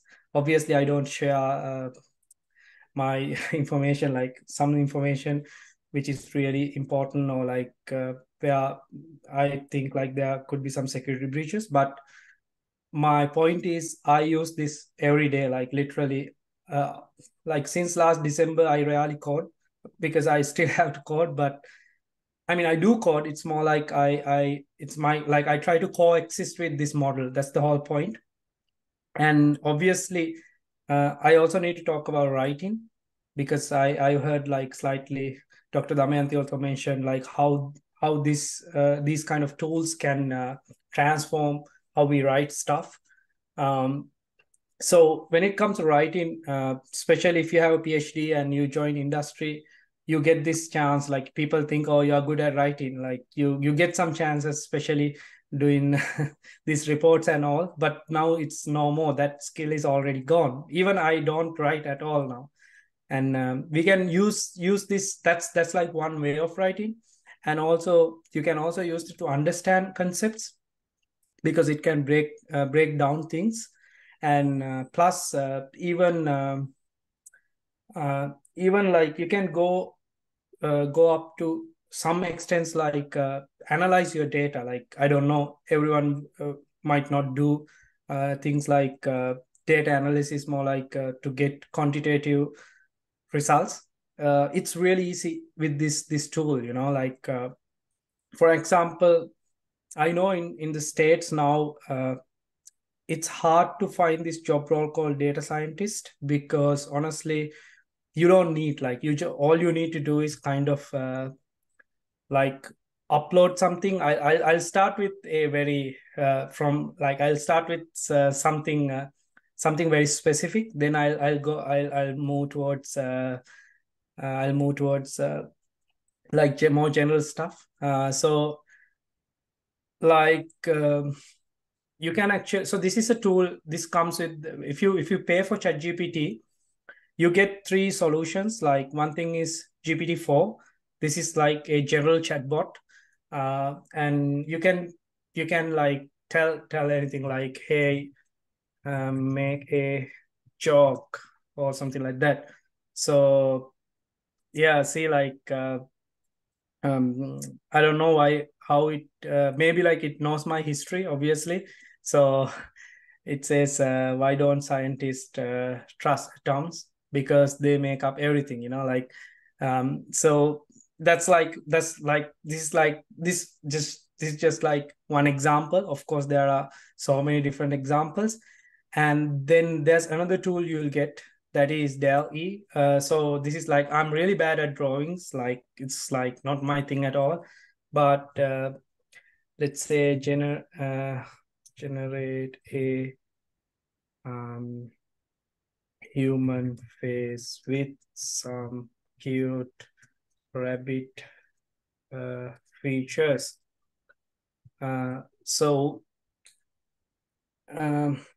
this is more like we call text to image, or like, because what this tool does is it understands the context from the prompt you input, and then it kind of can create an image. So this is completely some we call like generative AI diffusers and all.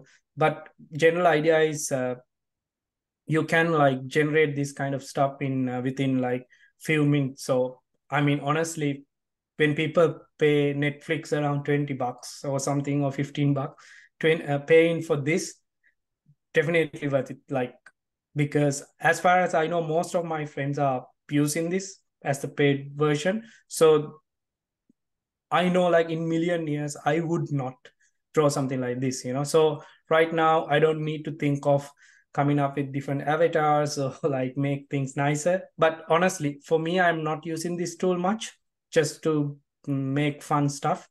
But there are so many like professions that use this tool. Like, for example, digital marketers, content creators, like this is amazing. And I know some friends who are working in the field of filmmaking, so they do a lot of this kind of stuff, make things easier. So this is a pretty cool one if you want to get fancy with arts and all. People even do some research with this, like what are the biases. Like, for example, if you type generate a person eating rice, so there might be a huge chance, I don't know, I'm not really sure, there might be huge chance this face would be Asian or South Asian. Like so my point is, people even build research on top of this stuff, and they analyze them. That's like one area, rather than use oh no, it's not, I mean, yeah, it has some kind of Asian or features, but definitely not Caucasian for me. So my point is, like, yeah, like there's whole set of work on top of this. Then the last one is this data analysis tool. So this is like, for me, this is really good. Like, you can drop any file and it can analyze that. Right now I am out of I guess I'm out of requests. Although you pay, sometimes you can go out of your request limit. So here, I don't think I have enough requests left, but I'll try. Come up with a set of features to train a simple classifier. So this is a dataset called Titanic. It's like machine learning 101 dataset, and I just want to upload this, and then I'm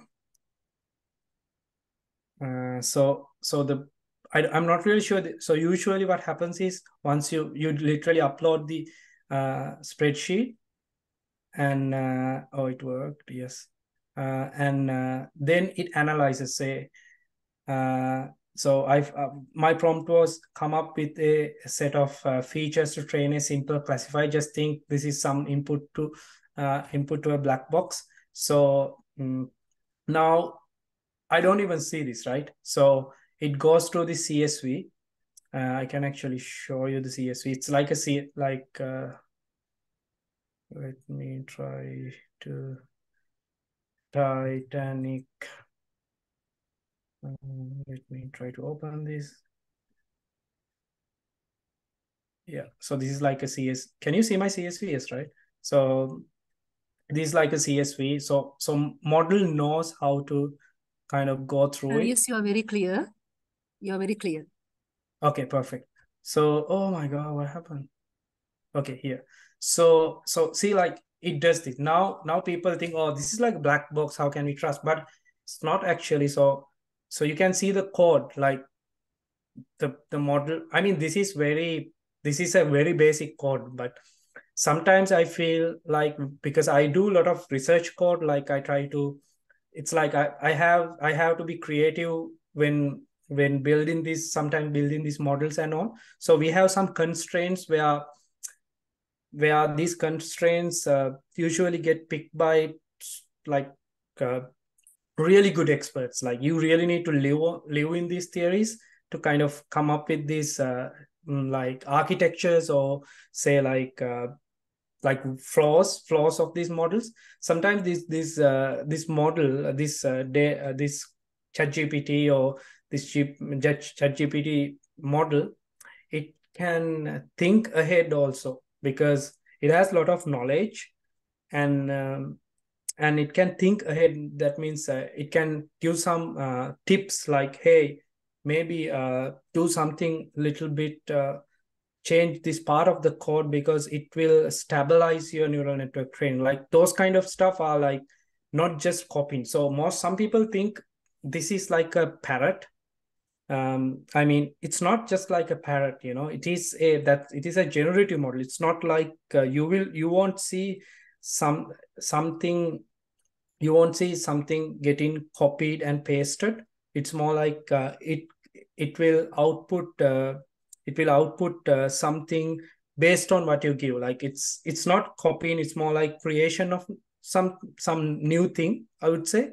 So yeah, like this is a hard case. Like this is not a hard case, but my thing is, in the context, this is like you can still do this kind of data analysis and all. Then I can even say, show me this in a plot, because in my work sometimes I need to come up with a lot of plots and all. Those days I had to spend my time on that.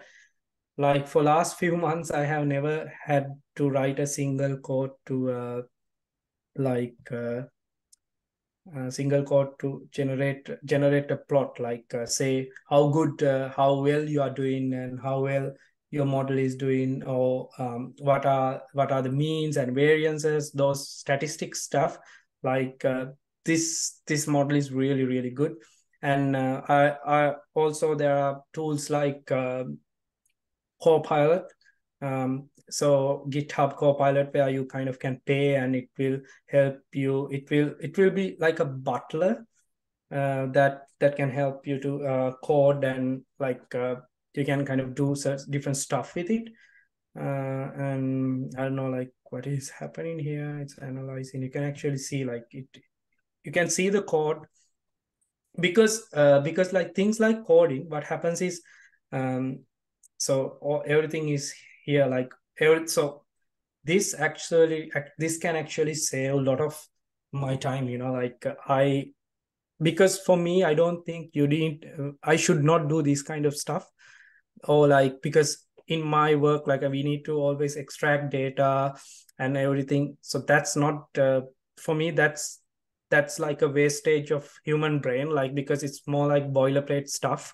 So previously I still had to go through this stuff, right now what I do is, actually, when I get a data set, obviously most of our client data is kind of, you can't upload them. So what I do is I just make a mock CSV, and or mock data set, similar data set. Then I say, this is a data set and just do whatever it is and generate a code. So I'll get a code and I get all these plots, then boom, like I just need to run this in my local machine, and if and just present everything, you have everything. So this is like an extreme case, very technical case, but this is just a beginning. So this is my opinion, honestly. I think within a year, coding won't be a skill. I don't believe in that. Like even my job would get taken away from this if I only do coding, not planning, no, like not if I don't do creative stuff. Definitely coding is not enough. Like I'm not saying entire thing would get replaced by an AI, but all these teams, mobile teams, or all these teams with 5 people, big software teams will get shrunk to like 2-3 member teams. It's like having another few junior software engineers around you. So and also, like, just to wrap this up, understanding structured stuff like coding is much more easier than natural language, because at least language, of course, language has a structure, but language is something that get evolved over time, that always keep changing. There are slangs, there are accent, like ways of like how Kiwis speak English versus how Americans, how British. There are certain differences, but still these models can pick these stuff. So then learning something like Python or R or C++ or Java, it's already a structure. So we have really good examples over the internet. So it's just a matter of time. And now it's already good. This is like, I'm saying this is not like fun stuff. This is like literally production ready stuff, and you can use these things in your stack. So yeah, now let's move to more general stuff. How I use ChatGPT in day-to-day life, because first thing is right now, like, since I work full remote, and my team is in Miami and Seattle and Canada, so it's like all over the world. And so obviously I work a lot with Slack. So we need to update everything what we are doing. It's like an R&D department, so a lot of discussions, a lot of talking about what is happening. So what I have realized is, like, say if I want to give an update, this is like a daily thing. I use ChatGPT because I can actually change the tone as well. Say, write the following text in a form of Slack update. I know, like, you might be thinking why like just type it as is, but the good thing is, like, with this you kind of can convey the idea in a better way. Your English could be amazing, but I know, like, even native speakers use this, because it's all about how to convey your idea. Like, that's like a barrier, right? And especially in a form, in a stage where you have a lot of remote workers and a lot of tech, you really need to give your idea in the best way, where people can pick it from there. No one likes to see, like, bunch of unwanted text and all these things. And obviously, like, people might be thinking why these people might not even be not using these ChatGPT kind of tools. They might be asking what's wrong with them, why they don't use this stuff. Like, for example, now I'm showing. So I'm just typing my update, right? I worked on the concept of mod.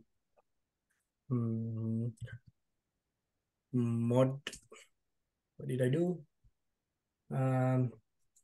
Mod linearity, and it was good.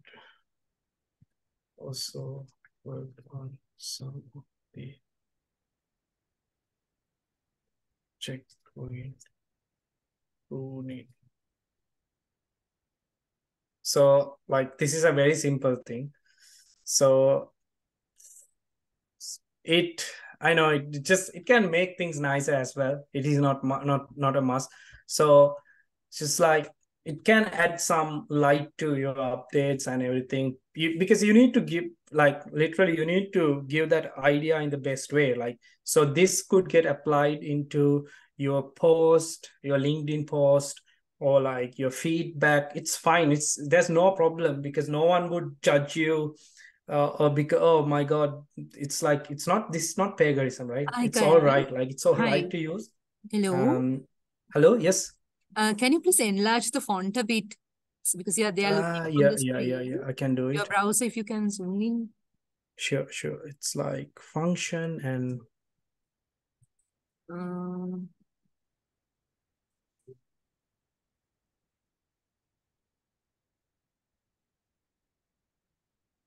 better. Yeah, thank you. Yeah, it's so yeah, like it's just I typed I worked on the concept of model linearity and it was good. Also worked on some of the checkpoint pruning, and this is my update: successfully progress on the concept of model linearity, outcomes were positive and insightful. Because this is just like a simple thing. Obviously I don't want to type just like a long thing, but what I do is I just don't even think, like what I do is I'll have this prompt, and then I just type whatever it is in the most most simple way. Like it just, I keep typing, this is what I do, this is what I did, and I got these results and blah blah. So we should move on these concepts, and we should try to do this and that. So this will do. Just that's how I start my day or end my day. And then obviously like all these emails and all. So yeah, like if we cluster writing as a use case, you get it right. So you can you can use this for many applications, like your emails, your announcements and everything. You don't need to think. That's the good part, right? Like, because even if you are a native speaker, it's a different skill. Like I met people, when it comes to writing research papers, they are not that comfortable, although they are from UK or from New Zealand. They don't like it. I mean, there are some people who are really good at writing Sinhala or Tamil, right? But it's not.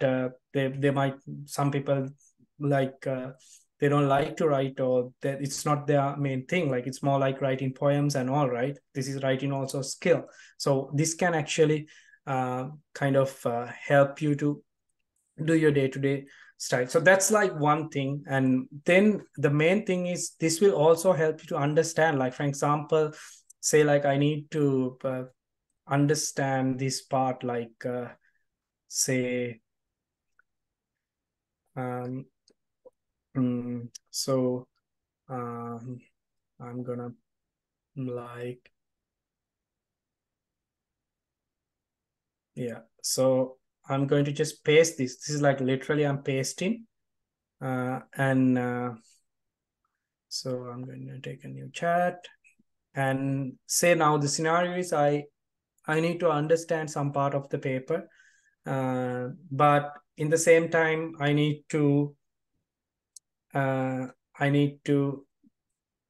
share my ideas with a semi-technical person, let's say a venture capitalist or someone who is keen on GenAI, or there are people who knows how to do coding and algorithms, but they actually want something in layman terms. Say like what I can do is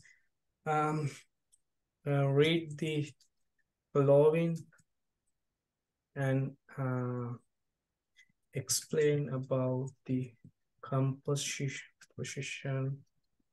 or composition of the DP or loss function in point terms.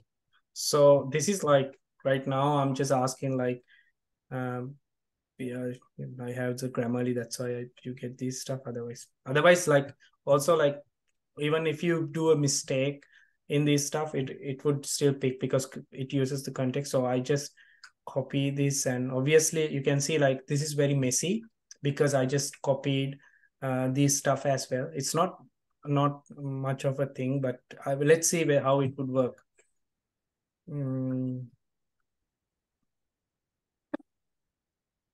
So now like it will break down like goal of the DPO like so it's a policy, and then what I can also ask is things like very specific things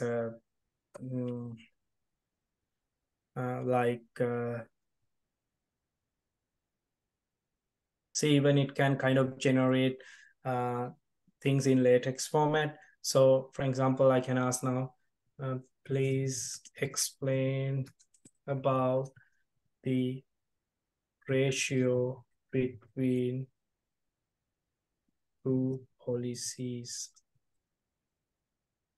This is like a very specific question. Does it have an effect on the stability of the DPO training? So I'm just asking, like, I'm just sure so here the idea is like, this is something like the question I just asked now. You really need some form of understanding to answer this. This is not copy paste. It's not something like reading comprehension. So I'm asking like, there's in the equation there's a term, ratio term, and so I wanted to say like I wanted to explain this to students. That's like a simple scenario. So we don't need to now think million times what's the best way, and even like you can change the tone. I'll show you once it is done. So now here it's like it says the ratio between two policies and significant role. So this is role of the policy ratio. So it says like why it is happening and how it is getting influence. It's like it's not just answering what you ask. It gives some sort of background. Then it comes to effect of. So I asked especially, is there something to do with the stability? So it's like this is like, believe me, this is like, in order to answer this, you really need to know, just because I just copy pasted something related to some equation part, and in order to answer this part, like things like balancing exploration and exploitation, so you need, like, for example, even if you ask from a PhD student who hasn't done things like reinforcement learning, still who has done machine learning, like say he or she has a lot of experience in machine learning, but not this specific called reinforcement learning, this thing could not, this thing won't get generated, or this thing won't get out from that person. So, but my point is, this model kind of, it's not just copy paste, something. It can give some kind of good idea, but again, you need to handle it with care. There are things like hallucinations, but these things these things are getting closely monitored, but it's not such a big deal unless so otherwise you try to do a super sensitive thing. What I'm saying is, just don't copy paste, but you can double check. You can ask from this, like ask anything from this, and you can always double check. So show me a citation. So you can say like, I'm not really sure whether this is a real one. So see, like for the is it? No, this is not a real one. See,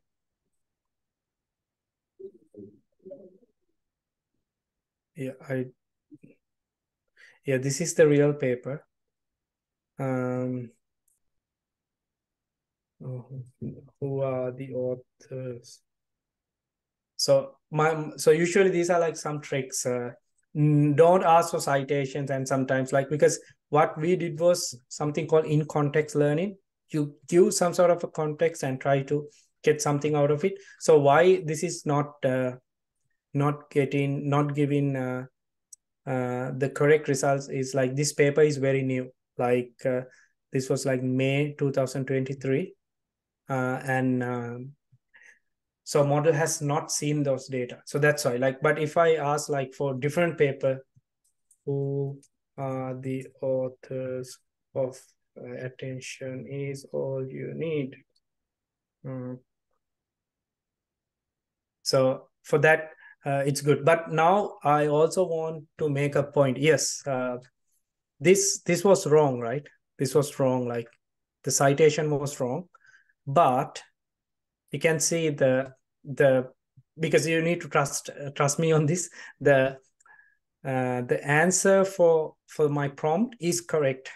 So that means this model hasn't exactly seen this paper. If it has seen this paper, it should able to directly say it, because these models, they also like keep some kind of a knowledge in their parameters. Just think, this is like the modern way of keeping data without using folders or something. You keep them inside their parameters or inside their neurons.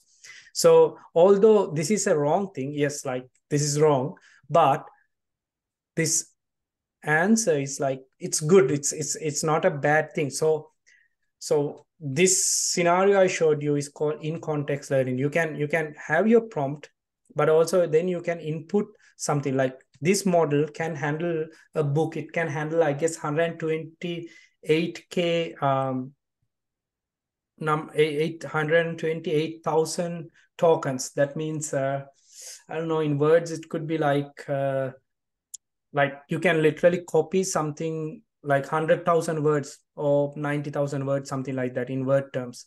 So this can handle a book, and you can ask questions about it. So that's another way. And also this is kind of multi. This is a multi-model. You can copy, like, because if you are just lazy to go through these figures or something, I mean, please go through figures. I don't do this because I like to check figures. But in case if you don't like to go through this, explain what is in the above figure in point form.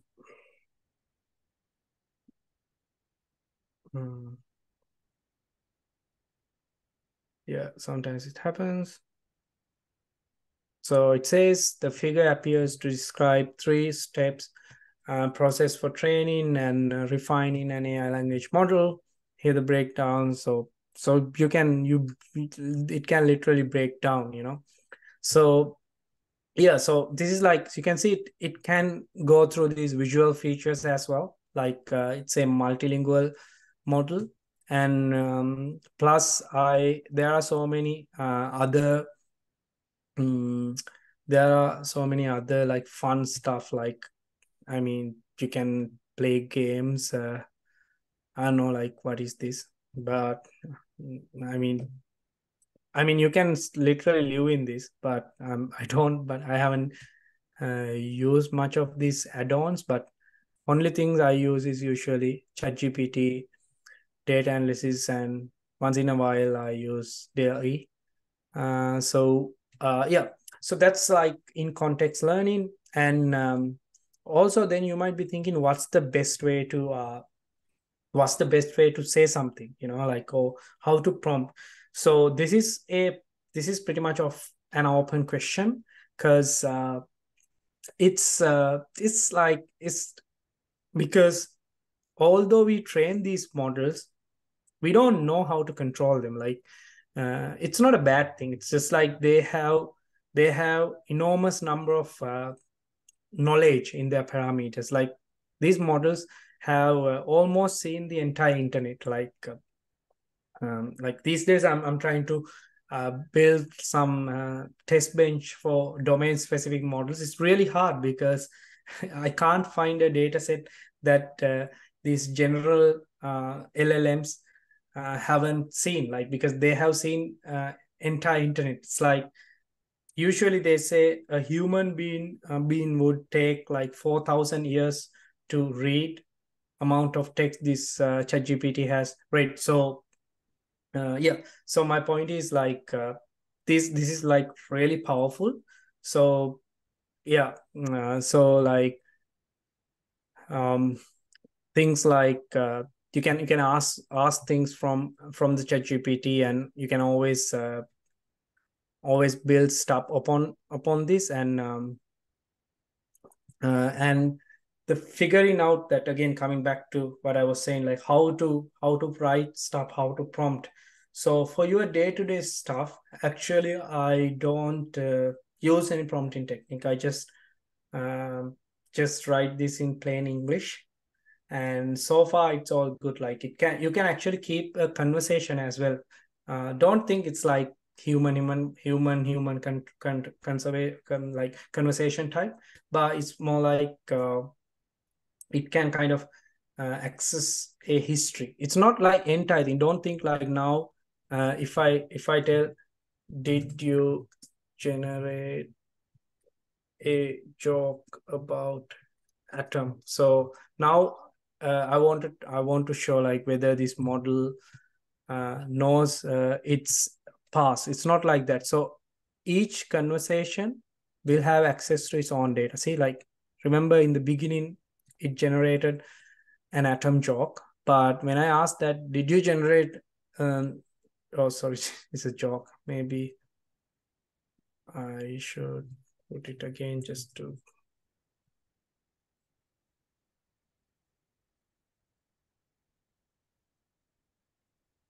yeah. So see, it can't recall past interactions.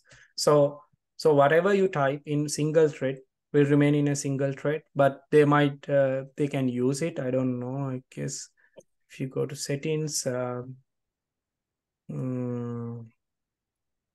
yeah, I just give my chat history for them to train, but I can also delete that. But my point is like so this model, coming back, like I wanted to talk about, sorry about that, I want to talk about what's the best way to write here, like what's the best way to prompt. So it's just like the last part I'm going to talk about. So I'm using just normal English, but just like if you want to get fancy with it, and if your task is kind of logical, there are some ways of prompting. Honestly, this is not an engineering thing for me, but there are so many papers. This is more like trial and error. People put some bit of psychology and everything, and they try it. So one such way is called COT. People use this. It's chain of thoughts. You can. There are so many prompt guides. So you might be using this model to come up with some different things. And so chain of thoughts is more like you kind of explain, like you're not just telling something or asking something from the model, but it's more like Roger has 5 tennis balls. He buys 2 more cans of tennis balls. Each can has 3 tennis balls. How many tennis balls does he have now? So then you kind of give an answer as well. Roger started with 5 balls, 2 cans, 3 tennis balls. The answer is 11. So this is like the chain of thoughts. Like you generate the prompt with giving some examples. Just think like that. Then ask the question, a similar question. So then you get the correct answer. Here it's bad. So one last thing is, this is a very new thing. Like it's called tree of thought prompting. It's like in computer science, there's this thing called tree structure, where I can kind of divide, and you can divide stuff. It's more like this. Like when you are telling something, you tell something to solve. Tell it something to solve, but you say like, hey, these are the immediate steps you want to do. So my point is, like, these models do have reasoning capabilities. If people say they don't, they do. But obviously this might not be the artificial general intelligence. I don't believe that, but definitely there are like reasoning capabilities, logical capabilities, and yeah, like many other stuff. So yeah, that's pretty much it. I'm just checking. There, this is the last part I wanted to show. So we call this circle right now. This is how we evaluate all these models. You can see what are the capabilities of these models: writing, role play, reasoning, math, coding, extraction. So STEM means, I guess, science, technology, engineering, and management. So yeah, like it's all about getting fancy with it and using it for your day-to-day stuff. But there will be some sort of a learning curve as well. And just think, this is like Google search engine, like it takes some time. You will understand this. You will know what's the best way to get your outputs, because all these methods, like I just mentioned, COT or tree of thoughts, these prompting methods, they someone have come up with those thoughts, and then they have experimented.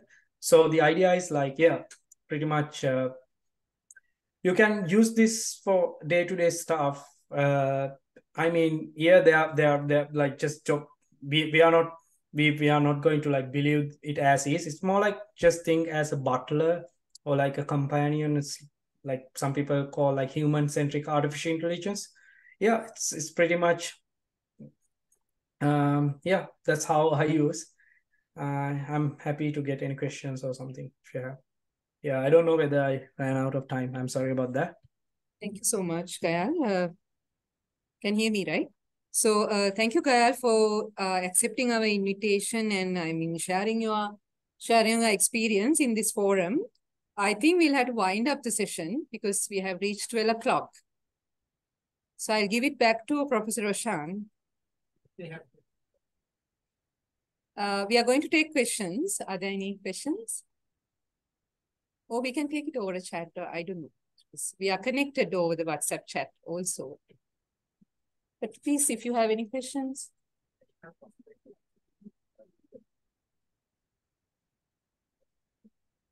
Can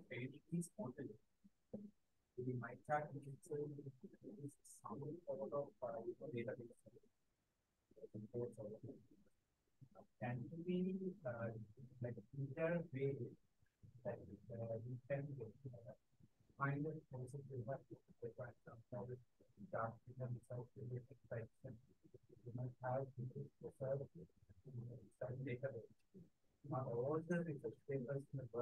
Yeah, Gail, I'm going to repeat the question. So the question is, the model output depends on the data it was trained on. How can we learn what was the source that it was trained on? Is there a way for us to learn that?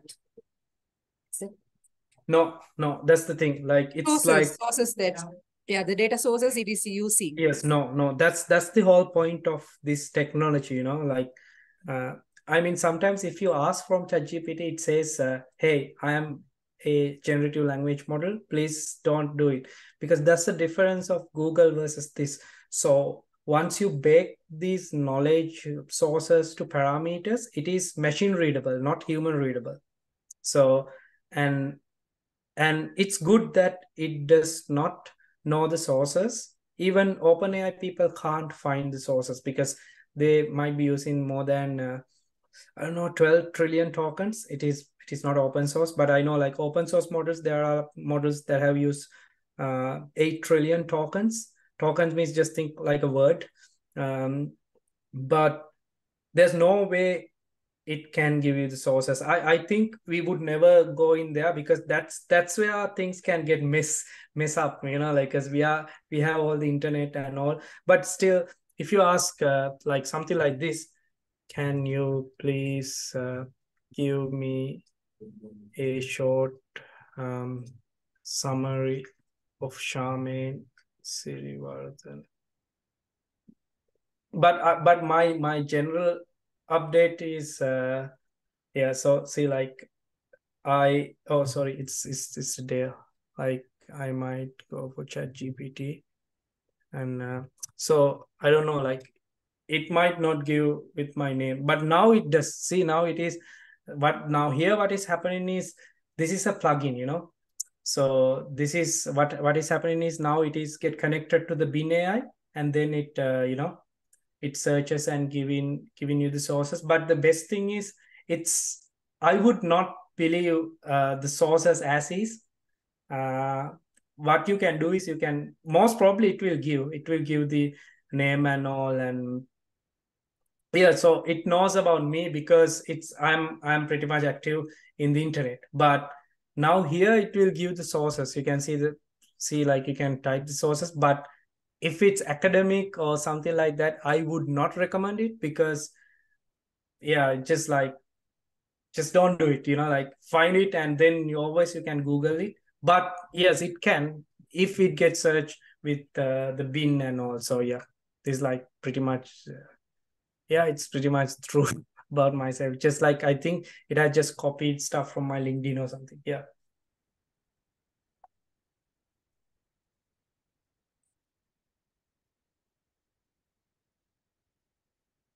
Do you know how the large language model works and how to train that? You know, during the training process, they use some sort of process, right, for the training. Yeah, that is what he was discussing. So your question is not from this one. Maybe I can answer that question. So the question is, do we know what are the sources that these large language models use for training? So the answer is, what Gayal you are saying is it's no, right? Yeah, because it also relates with the copyright issue, actually, because we could know the sources. I mean, we could ask for the copyrights and we could check for it. And actually, it relates with this copyright discussion we had as well. Can we know the sources that these models are using to train these models? We can't. Because they are not telling us. And also, like, it's even they want to, the way we used to train, yeah, there's no such dependency. But like, but if I'm quickly thinking, if you say, give me some sources to learn about transformers in NLP, now this will give, because these are very public stuff. So my point is, if you really want to do sources, just Google. Like, this is because, so what is happening here is when I type this, it get connected to bin search, and then it grabs something and then summarize it for me. Yeah. But if you ask what are the data sources you use, it will not say. And theoretically, I don't think we have a way, because what we do is something called self-supervised learning. Just we don't have these connections. But it's better that's why, like, they are like actually arguing, don't worry, this is not a bad thing. There won't be serial killers like following people, because if you can get some details, because there are so many leaked details and all. Actually, we have trained these models not to answer this stuff. We use something called reinforcement learning from human feedback. So if you ask how to make some sort of a bad thing, it won't say. If you ask like how to find a how to hack a bank or something, or like give me some leaked bank account numbers with their codes, it won't say. We'll take one. Thank you, Gayal. We'll take one more question and we'll wrap up. And there are two hands.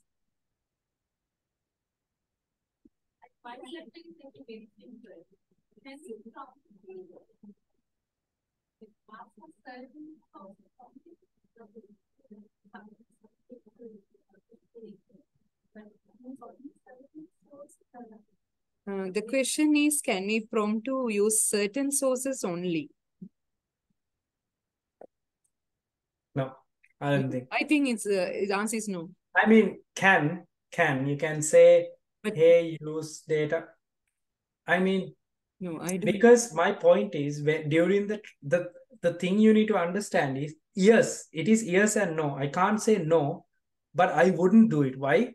Because there's no such connection. Like in our current systems, we have like it could be the like relational databases or something, or graph basis, like there is this connection, this person, this date, this, like, let's say if you say I only need information after 2018, you might or even miss, because you might only get stuff maybe that paragraph had the year of publication or something. So yeah, again, the point is, just think this knowledge is something inside parameters.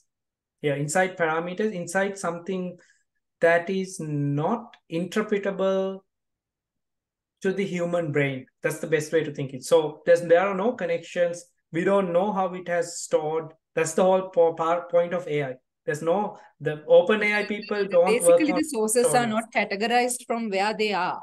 That's what he's trying to say. Yes. It's not how it works.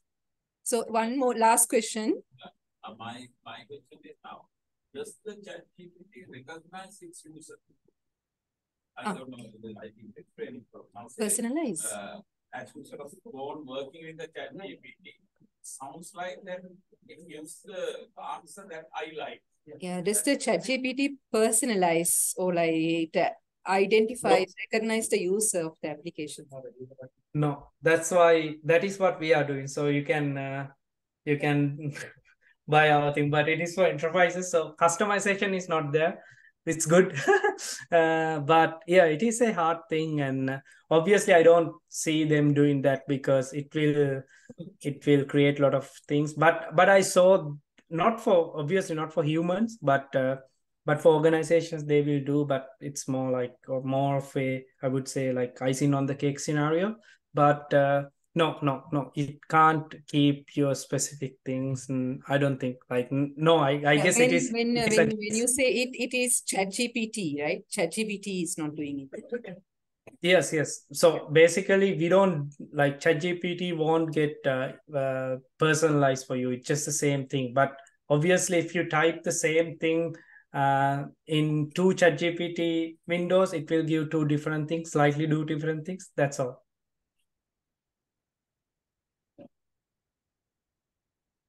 Right. Thank you. Yeah. Thanks. Okay. Thanks, sir. Bye. So thank you, everyone. And like Damayanthi was saying, we wanted to do a session on tools just to understand what are the tools out there, just to get some idea. But obviously, we can do a lot more in our discussion, particularly how we can use these tools for teaching others. So we haven't looked at those. We can start sharing experience, what we are doing. So we'll arrange such sessions. Next one is next one might be something on AI in education. Generative AI in education. That's what I think we can do. So if you have ideas, please let us know. You can put that in the group. We can arrange. Thank you. Are there plugins specific for language on ChatGPT? That's what I want to ask. Yeah.